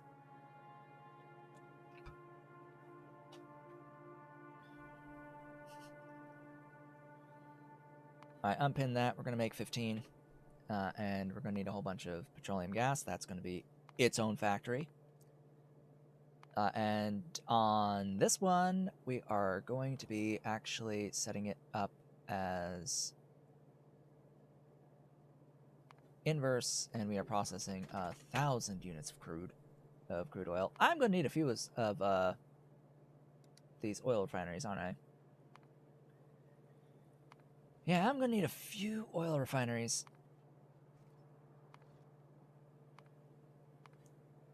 And I said that I was going to make kerosene on its own factory as well. Yeah. Yeah, I'm gonna need 72 oil refineries.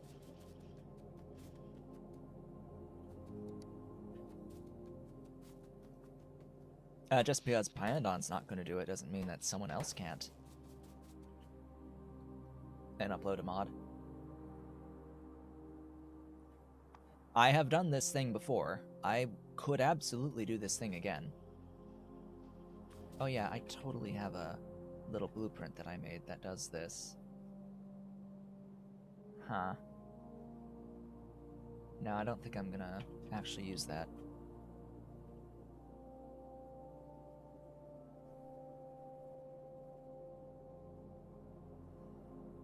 I don't think I would do necessarily times 10 the speed. I mean, frankly, there's a problem with just flat upgrading the building speed with Pyandons because of some recipe speed issues. The game can only do a certain number of recipes each tick. It can only really run one recipe once per tick, I think, unless they've managed to work around that recently. But there was a technological limitation with the game itself, because there were a few recipes. I think there was one that was like every 0.2 seconds or something like that, or 0.6 seconds, that had some issues capping out really early with speed upgrades. But yeah, it just depends on building speed, recipe speed as well, because there are a couple of really fast recipes.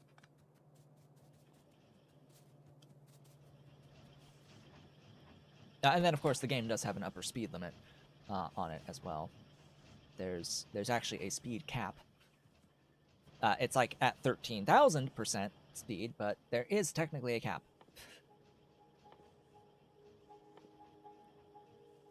Anyway, I am going to automate the production of the oil rigs, the oil processing thingies. So what do I need for that? For the oil refineries. I should also automate the chem plants and like electrolysis and filtration and the flare stacks. So let's get this stuff automated, because all these other factories here. This is a few factories, right? Like 1, 2, 3, 4, 5, 6, 7, 8 total factories for the blue tech cards.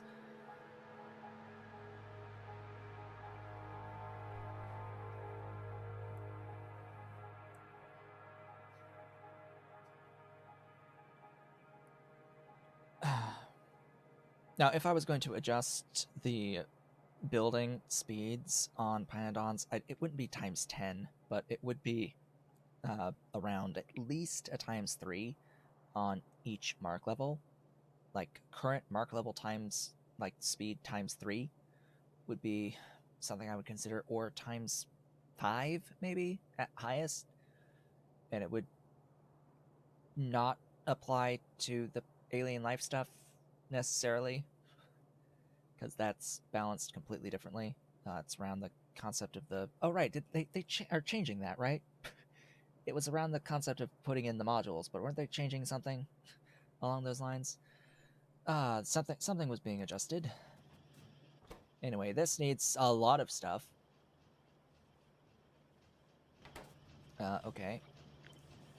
So that is carbide as well. Carbide composite. That's the word I'm looking for. Composite. Do I have composite? I have composite here. So, stone brick. Great. I have stone brick that I can bring up. I have stone brick here. Way down here. I can bring the stone brick up. That's fine. Steel beams and gears. Steel beams, steel gears, automation tech cores.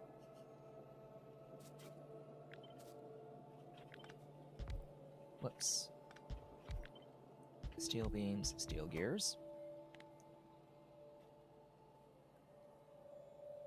Or, better yet, steel beams, steel gears.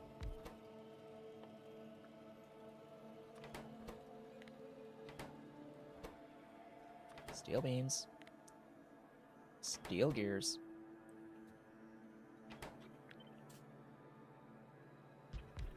Alright. One tile. Because I need pipe. I need pipe. Straight pipe segment. Which is iron. And then I need those two and the automation tech cores. So that will be the automation tech core. Glorious. It needs sticks and gears. Sticks and gears. Iron gear, iron stick.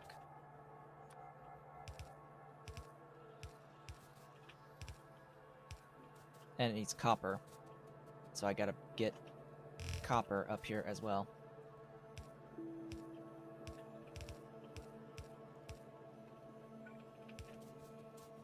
And steel. And this stuff. Which I'll combine with the other thingy, the doohickey. That needs to be steel. Oh, hey, it's steel. Steel and electronics. You know what? I will take both.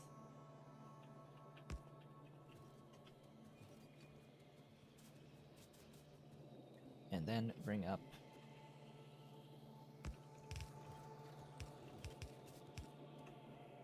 this guy.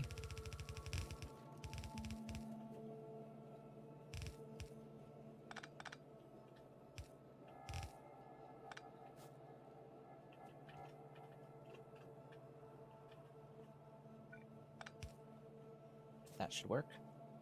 Power!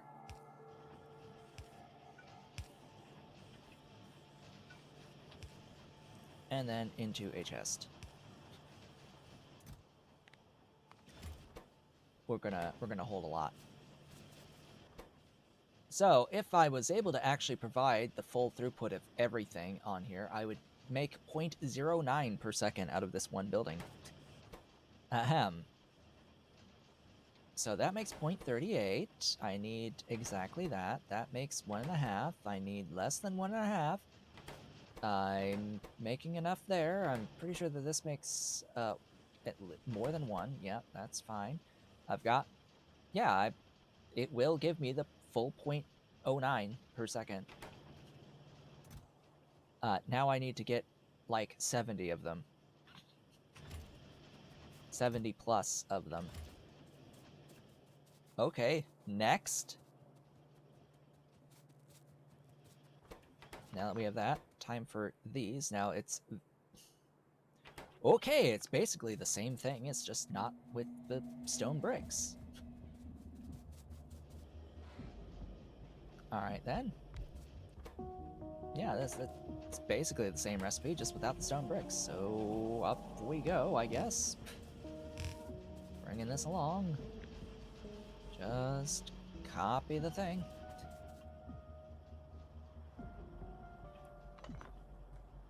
Paste the thing.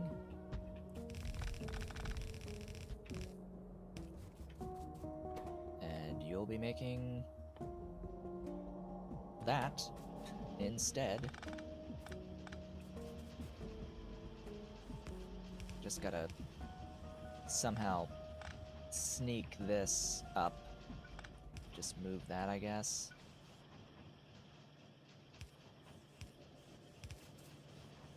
Aww.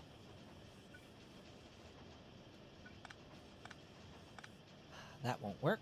Not right there.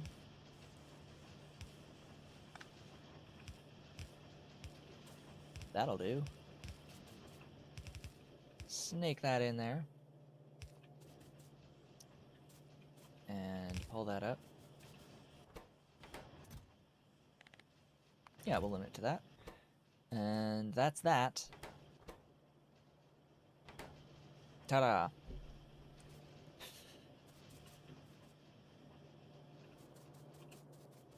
Should have done that a little while ago. From there... Oh no, what was it? Hello. Hey, Dolly. You're going... She went straight to the window. Dolly went straight to the window. Of course she did. I mean, do I automate the crushers as well while I'm at it? I guess so. So that's going to be... Oh, hey, more stuff. Hey, thank you for returning us a member. Thank you so much.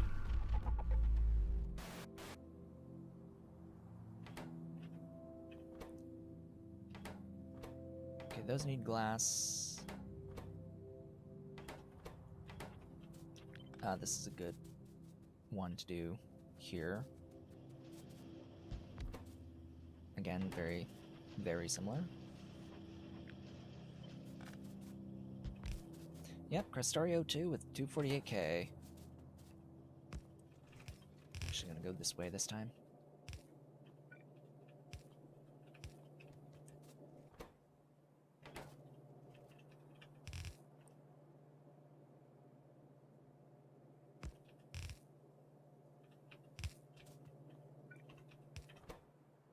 That is everything.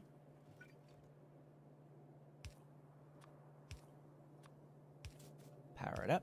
I need to grab more poles. More power poles.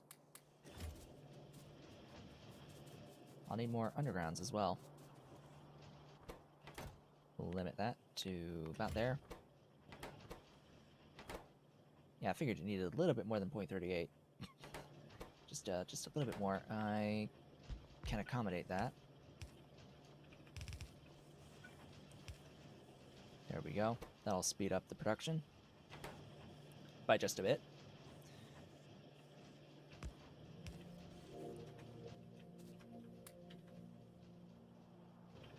Okay, next.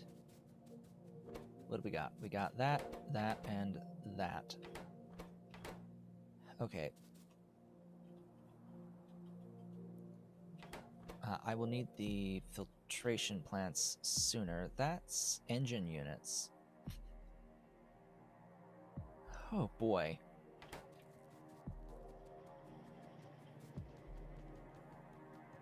So engine units I have for the locomotives, but they're all the way down here.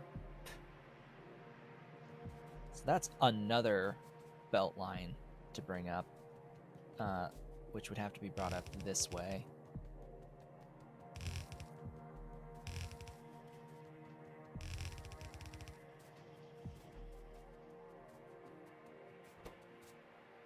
And then steel beams, automation cores, yeah, that's all fine. And I've got the glass here. I'm gonna put this up here. How many steel beams? 0.75. Okay, so it's that same arrangement. And then it needs the automation core set up.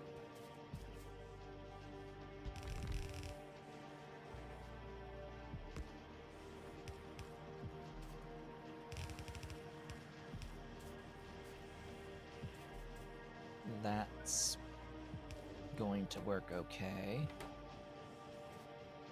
I'll want to do that so I can have a spot to offload, but I will need to get the glass in along with the other stuff still too.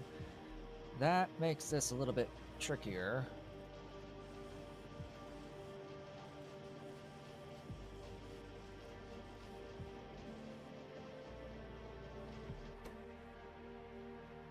I need 3 items, and there's only really one spot to add items.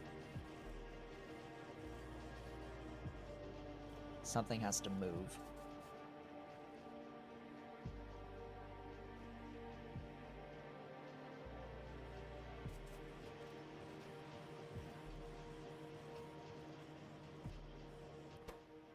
Or I have to decide that I'm not going to have 2 to provide the full throughput there. That works, I guess. It works. We'll be fine.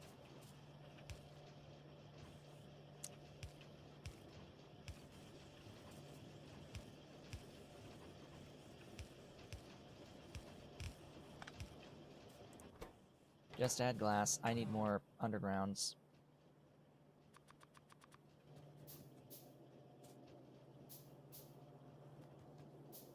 Where can I split the glass?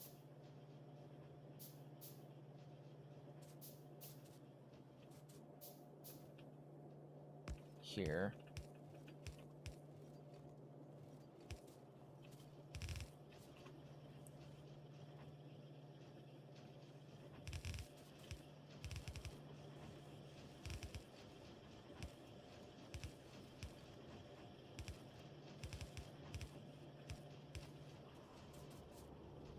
Yeah, I just make them local.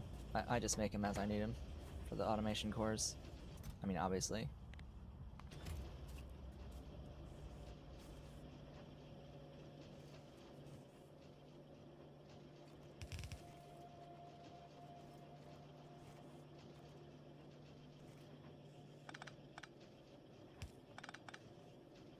So this was what now? Engine units?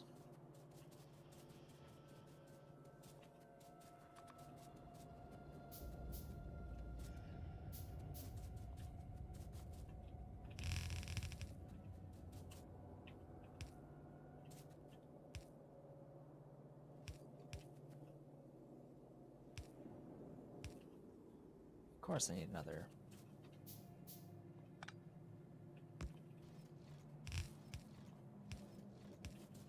There we go. Glorious engine units, and I need to actually physically go and get more belt at this point.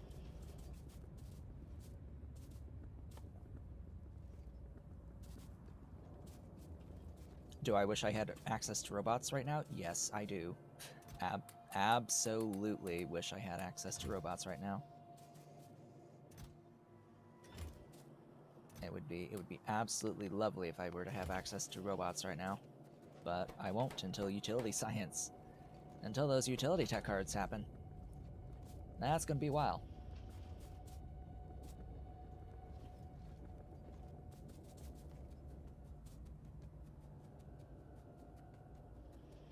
Okay.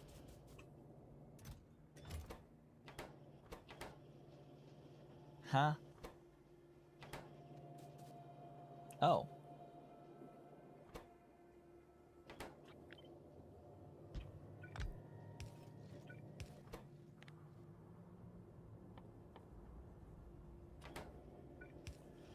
There you go. Didn't actually copy the beams. Alright, that's moving fine. This is moving. It'll keep a stack. Let's keep 2 stacks. And that leaves you and you, both of which need automation cores. You're a lot of the same stuff as this guy. Which is why I was very...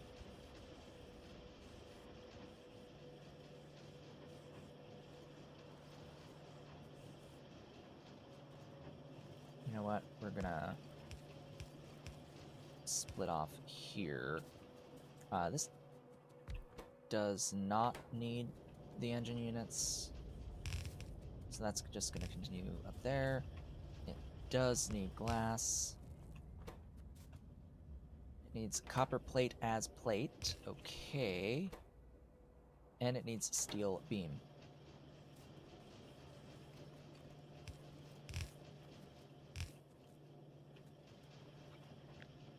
Okay, steel beam. And automation cores.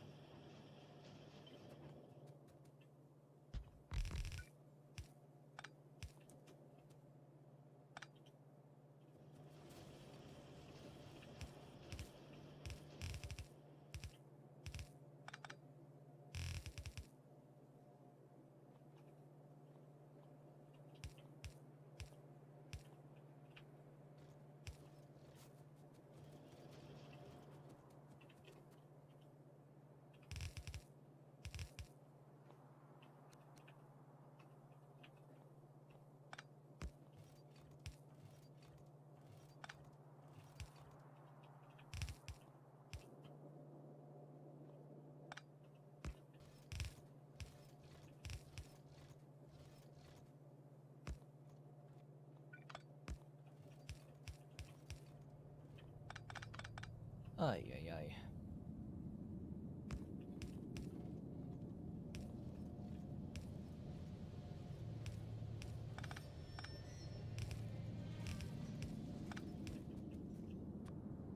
Power, power, power.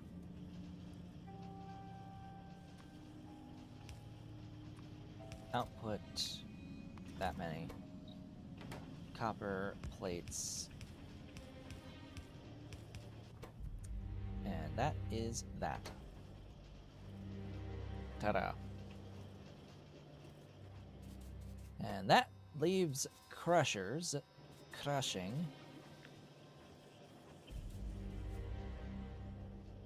up here. You need your own set of iron gears and your own set of copper cables. Okay, a little bit higher.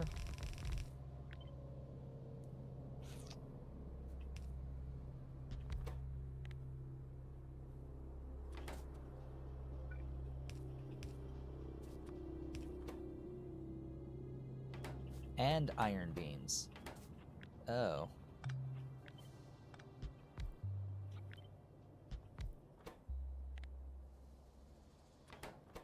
Yeah, don't say.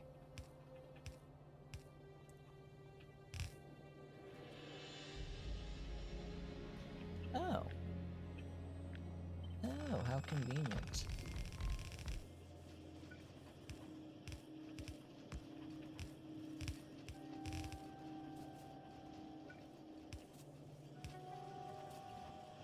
How wonderfully convenient.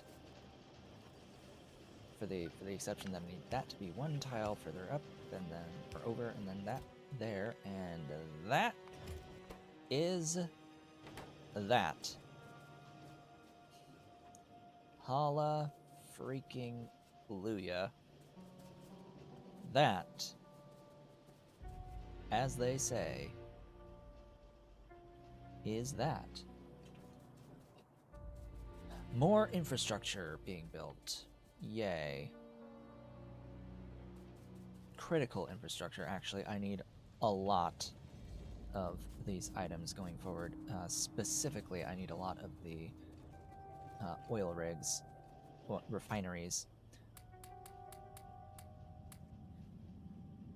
I have enough! I have enough oil refineries now.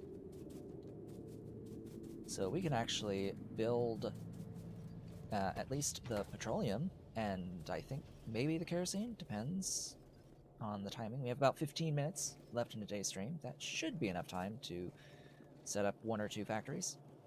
I came over here to grab additional inserters. And I'm going to need more pipe. Just more pipe. Fill up the inventory with pipe. Why, hello. Dolly. Hey, baby. How's Dolly? Going. Leaving. That's how she's doing. She's leaving.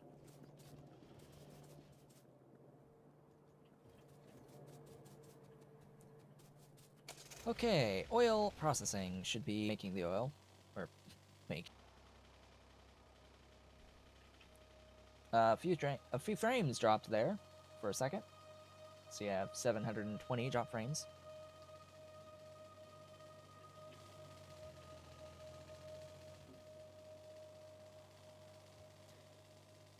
Unfortunately, that still happens on occasion.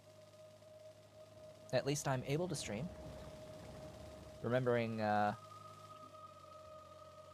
in 2020, the absolute hammering that my ISP underwent that completely obliterated any concept of actually having a proper experience, actually getting our proper speeds.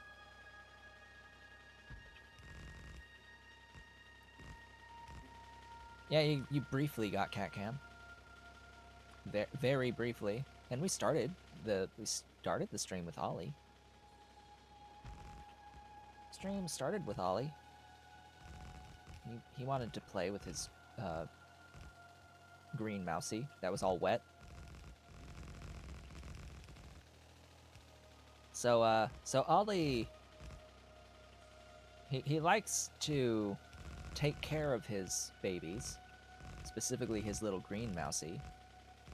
His little green mousey, it needs to be given water. It needs water and it needs food. So it's almost always wet. It's been soaked in the cat's water. And we occasionally find it inside of their dry food bowl. One of the dry food bowls. It'll just be sitting there on top of the dry food bowl. It's like, so he's given his baby food and water.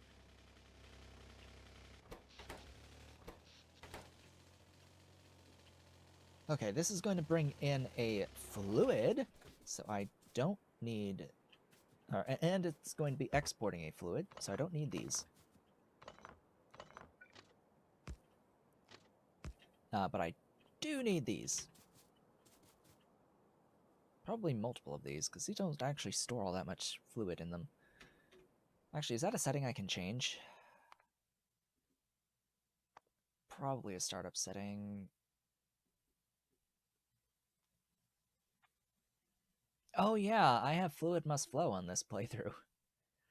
Right, we have ducts. I forgot about that. We have ducts.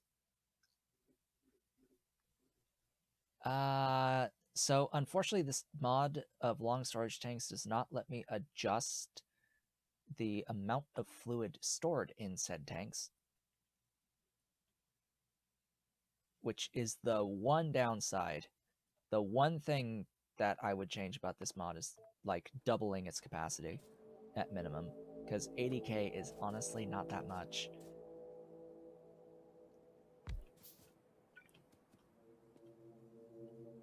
Oh, and I'm gonna need...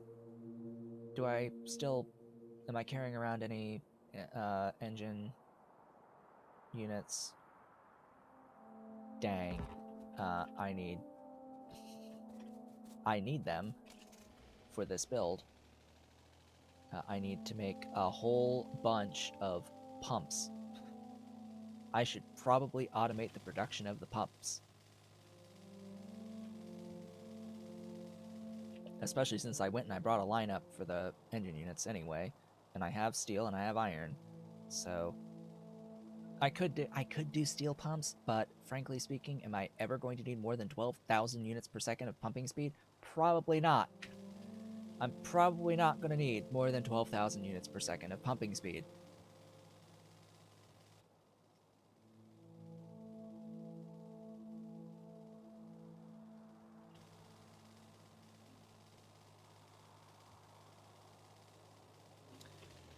So way down here, where I have access to iron and steel, I'm going to set up another building that is going to make pumps. Iron, steel, and my engines, of course. Engines. Steel. And iron. You will make pipe. Glorious and beautiful pipe. Wherever the pipes are, pipe. Pipe.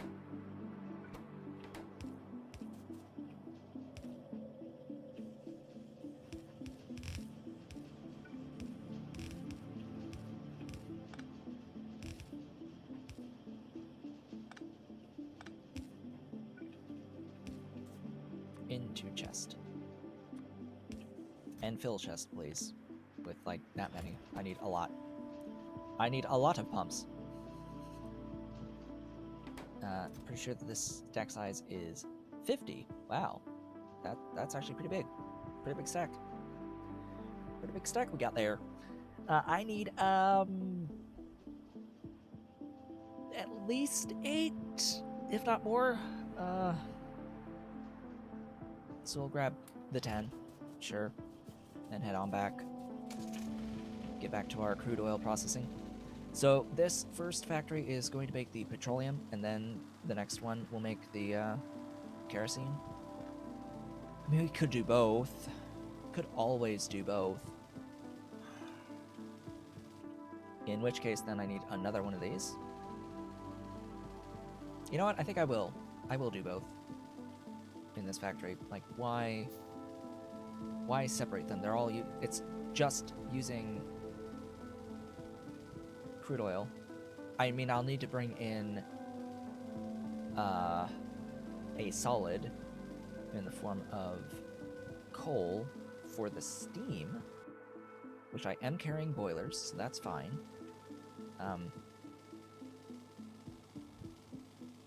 So basically, I'll need to add another supply station.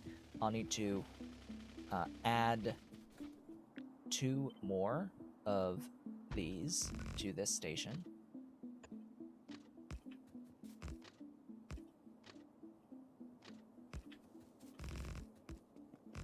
This will be the first multi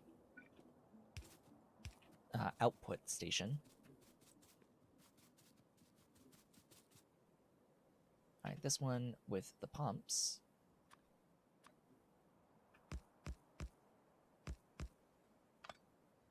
Oh, right. Yeah, I'm going to need more than 10. I'm going to need more than 10 pumps. I'm going to need a lot of pumps.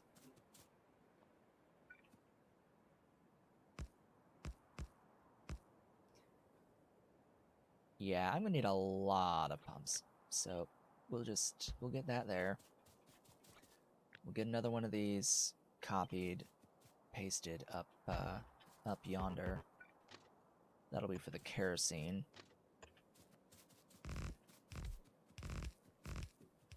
And then I do need a solid station. Whoops.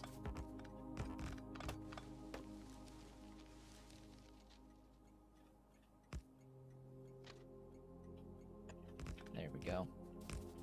That's better. Oh, I'm not carrying around enough. Oh, right. The thing needs to die.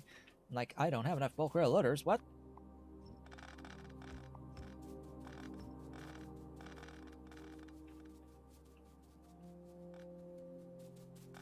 Does the mod include a fluid boiler? I don't know.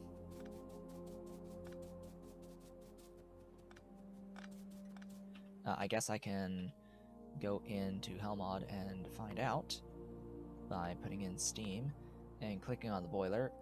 It only has the boiler. There is only the boiler here to produce 165C steam. There is the heat exchanger that produces 415, but that is it.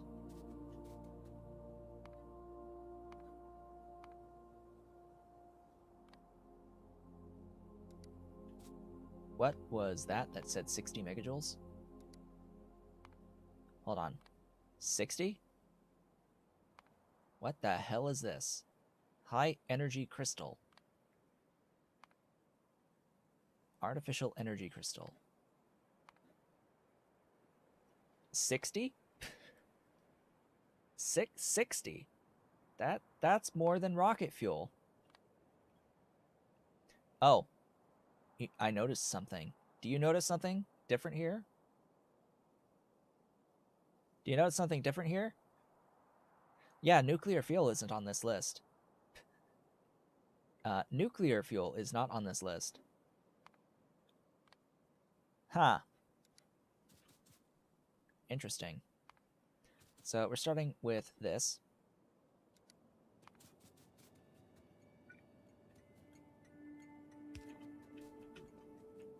I'm just going to ignore the pumps, pretty much. For this, we need a pump in, we need a pump out, we need a pump in, and we need another pump out, actually. Now that I'm thinking about it, you're going to need 2 pumps out, because I'm going to be processing basically 2,000 units, you know? I linked that, but I should just set that to 1,000. Yeah, we'll use most of the kerosene. The vast majority of the kerosene. From 1,000. Should we do 2,000? I don't know. Maybe we should, in fact, actually do 2,000. In which case, then I need another pump. Yeah. All the pumpage. And then the amount that is produced from that is actually more than a belt, so I will need another input line. Oh, how lovely these logistics are going to be. How glorious. So, 50 oil refineries. I'm going to build these. Right. Oh, yeah, that's right. I'm going to need to add more input stations to this station as time goes on. Because right now, this is just the basic oil processing. We're going to need to have more advanced oil processing.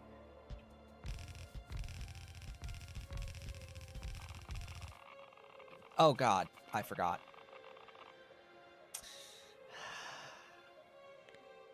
Goodbye. Goodbye.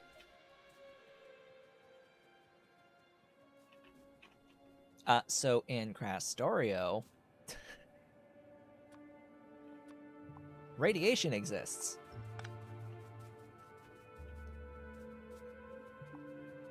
In Krastorio, uranium hurts you if you stand on it. It hurts you less when you have armor. I don't have armor at all.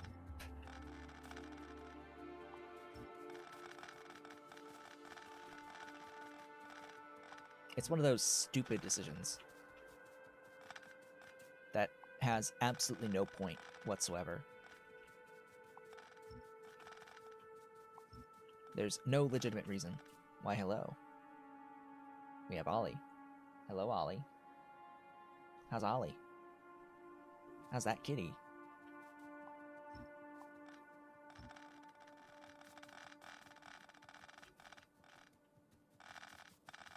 Yeah, I really don't think that you should arbitrarily take damage. Why, hello, Ollie. Ahem. Kitty. Kitty alert. Kitty. There's Kitty. Yeah, you moved.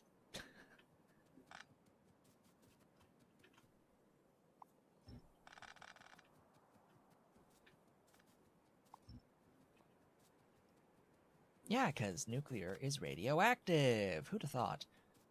And am I mistaken in that the ore on the belt is also radioactive? So if you are actually close to the ore on your belt and the processed items on the belt, you will take damage.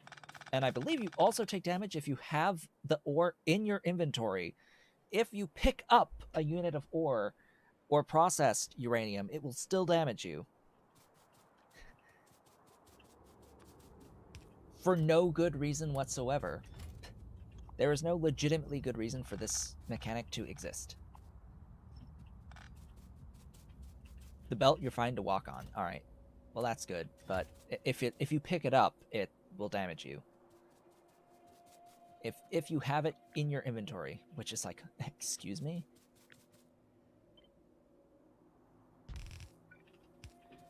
All right, well, that's 10 of these. I need 50.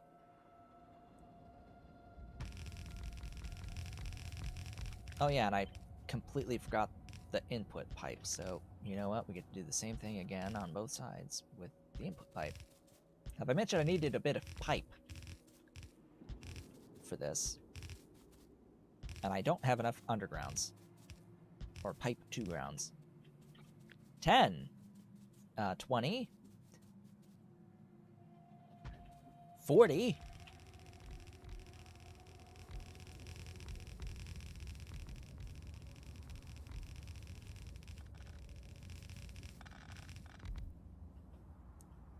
50.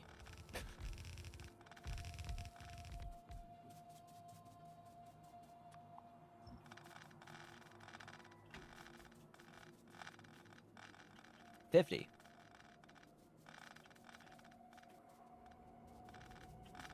How much does that make again? 450 petroleum. Of just petroleum. I really haven't left myself a lot of space to move the various oil products here. So I'm actually thinking of trimming these and pasting down the line.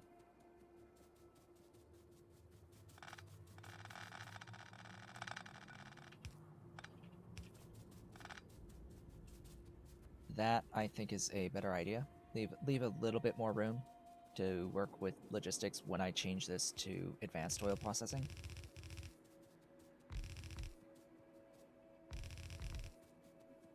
And there we go. Ta-da! Now, I don't know how the kerosene changes over time. So with that...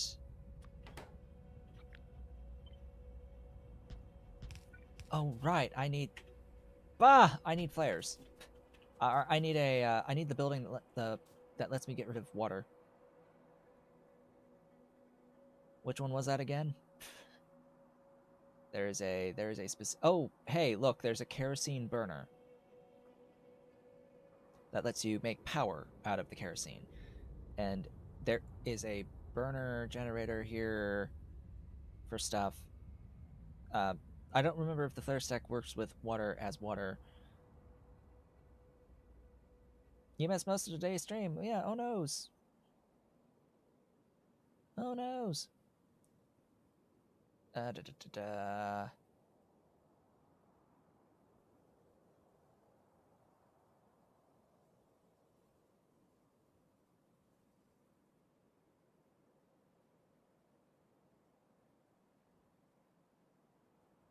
What was that building?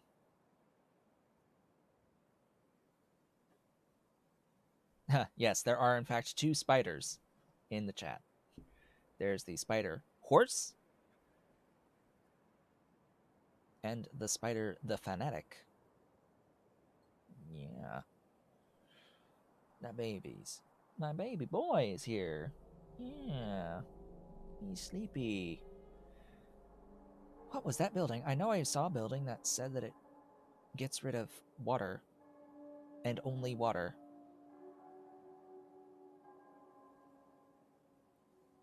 Uses steam and water to make pressurized water, which can be put into the turbine.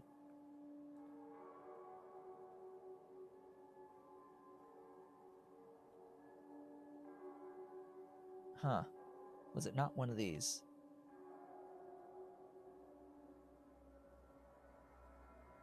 Was it not one of these?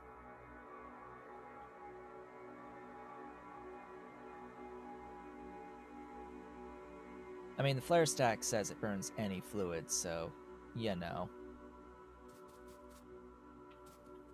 Let's head... Oh god, we're past time to finish the stream. Oh boy, I thought I would be done with this build. Of course not. Of course not. Water. Water. In recipe. There is a burn water in a flare stack, so that does exist.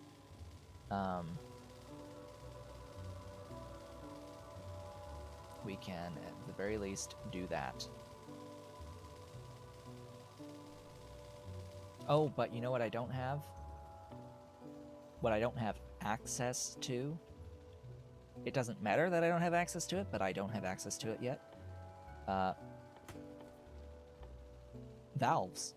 I don't have valves yet.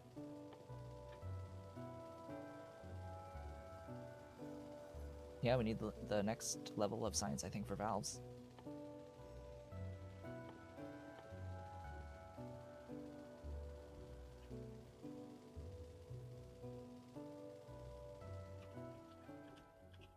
Or are there even valves? Hold up. There's ducts. Flow. Huh.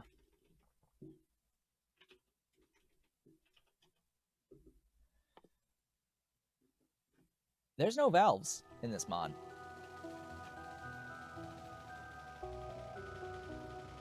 Huh.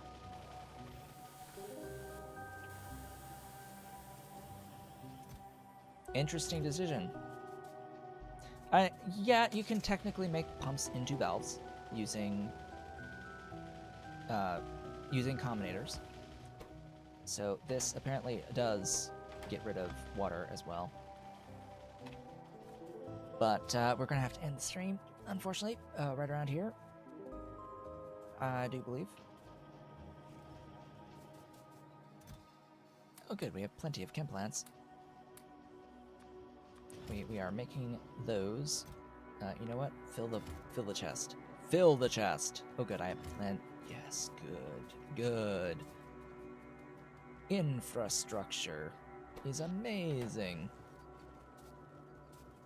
So, I want to talk a little bit before we really end off here about what I'm going to be doing between streams.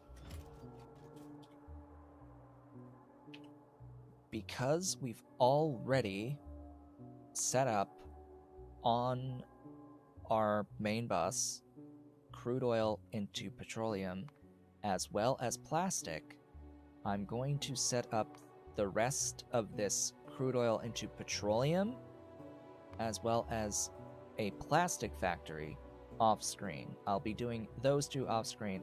I will do the kerosene on Tuesday. We'll do that together, make the kerosene, because we haven't made kerosene yet.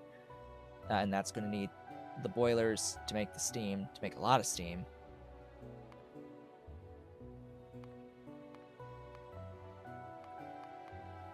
Where is, excuse me, product water.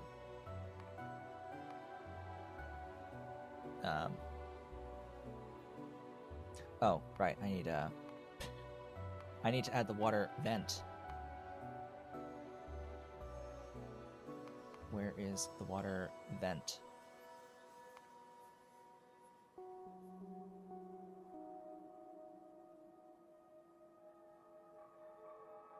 Where is the water vent? Hello? It should exist as a recipe in here.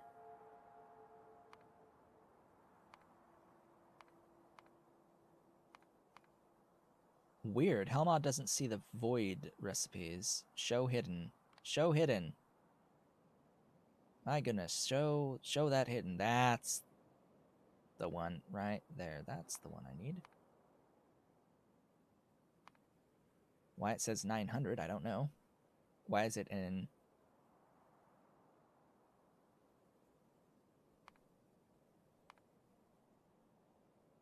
Weird. It just doesn't like it. All right, fine then. Whatever. Whatever. We'll do that together next time, as well as the electronic components, the crystals, the sulfuric, the red circuits, and the blue science. So next time, the focus is chemical tech cards.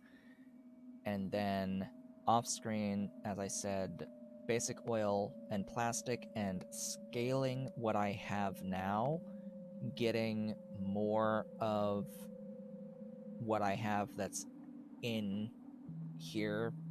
Like, I'm likely going to set up a stone bricks. I'm likely going to set up the aluminium plates, as well as the composites and ceramic. Get the ceramic up as well. So this line, this, and more iron specifically with the plastic and the oil. Trying to think if there's anything else that I would do off screen. I think that's it, really. Just getting the rest of the stuff that we have already made for the bus on the train network. Both the stuff that's missing and the stuff that I need more of. Probably more wood as well, just, you know, constantly scaling, increasing in size. And that will be that. I'll be more than ready, ideally, going into Tuesday to set up these remaining factories for the chemical tech cards, and we can continue our progression into that phase of the game. And who knows, maybe they'll actually fix the technologies for radars by then, and I'll actually have radar access. Because right now I only have sentinels until blue science, basically, until chem tech cards. I don't have radars. Like, huh? What? Yeah, it's actually pretty disturbing. It's actually pretty disturbing that radars are locked behind chemical tech cards, standard radars, and then the next tech level for the advanced radars is basics, automations, and logistics. As we pointed out last time, it's like these two technologies are reversed. Is a known bug. Okay. Well, why isn't it fixed then? Fixed in the next version of K2. Okay, well, when is that happening? Next year? 2040? Like, if you know there's a bug, fix the damn bug and release the update. Like, you're not making a whole new game here. If there's a bug, find it, fix it, and post it. Find it, fix it, post it. Did that count as a kill?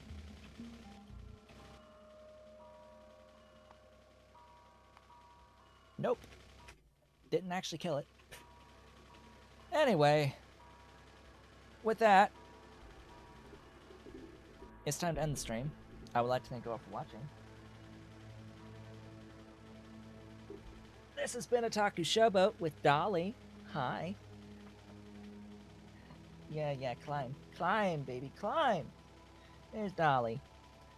If you have enjoyed today's stream, please be sure to do all the social and engagement stuff down below the video. Leave a like, leave a comment, subscribe if you have not yet subscribed, and hit the notification bell. Consider becoming a member of the channel by hitting the great big blue join button and supporting on Patreon at patreon.com/otakushowboat if you're so inclined and able. I will be back with more of this on Tuesday to hopefully get those chemical tech cards, and I will see you on the next one.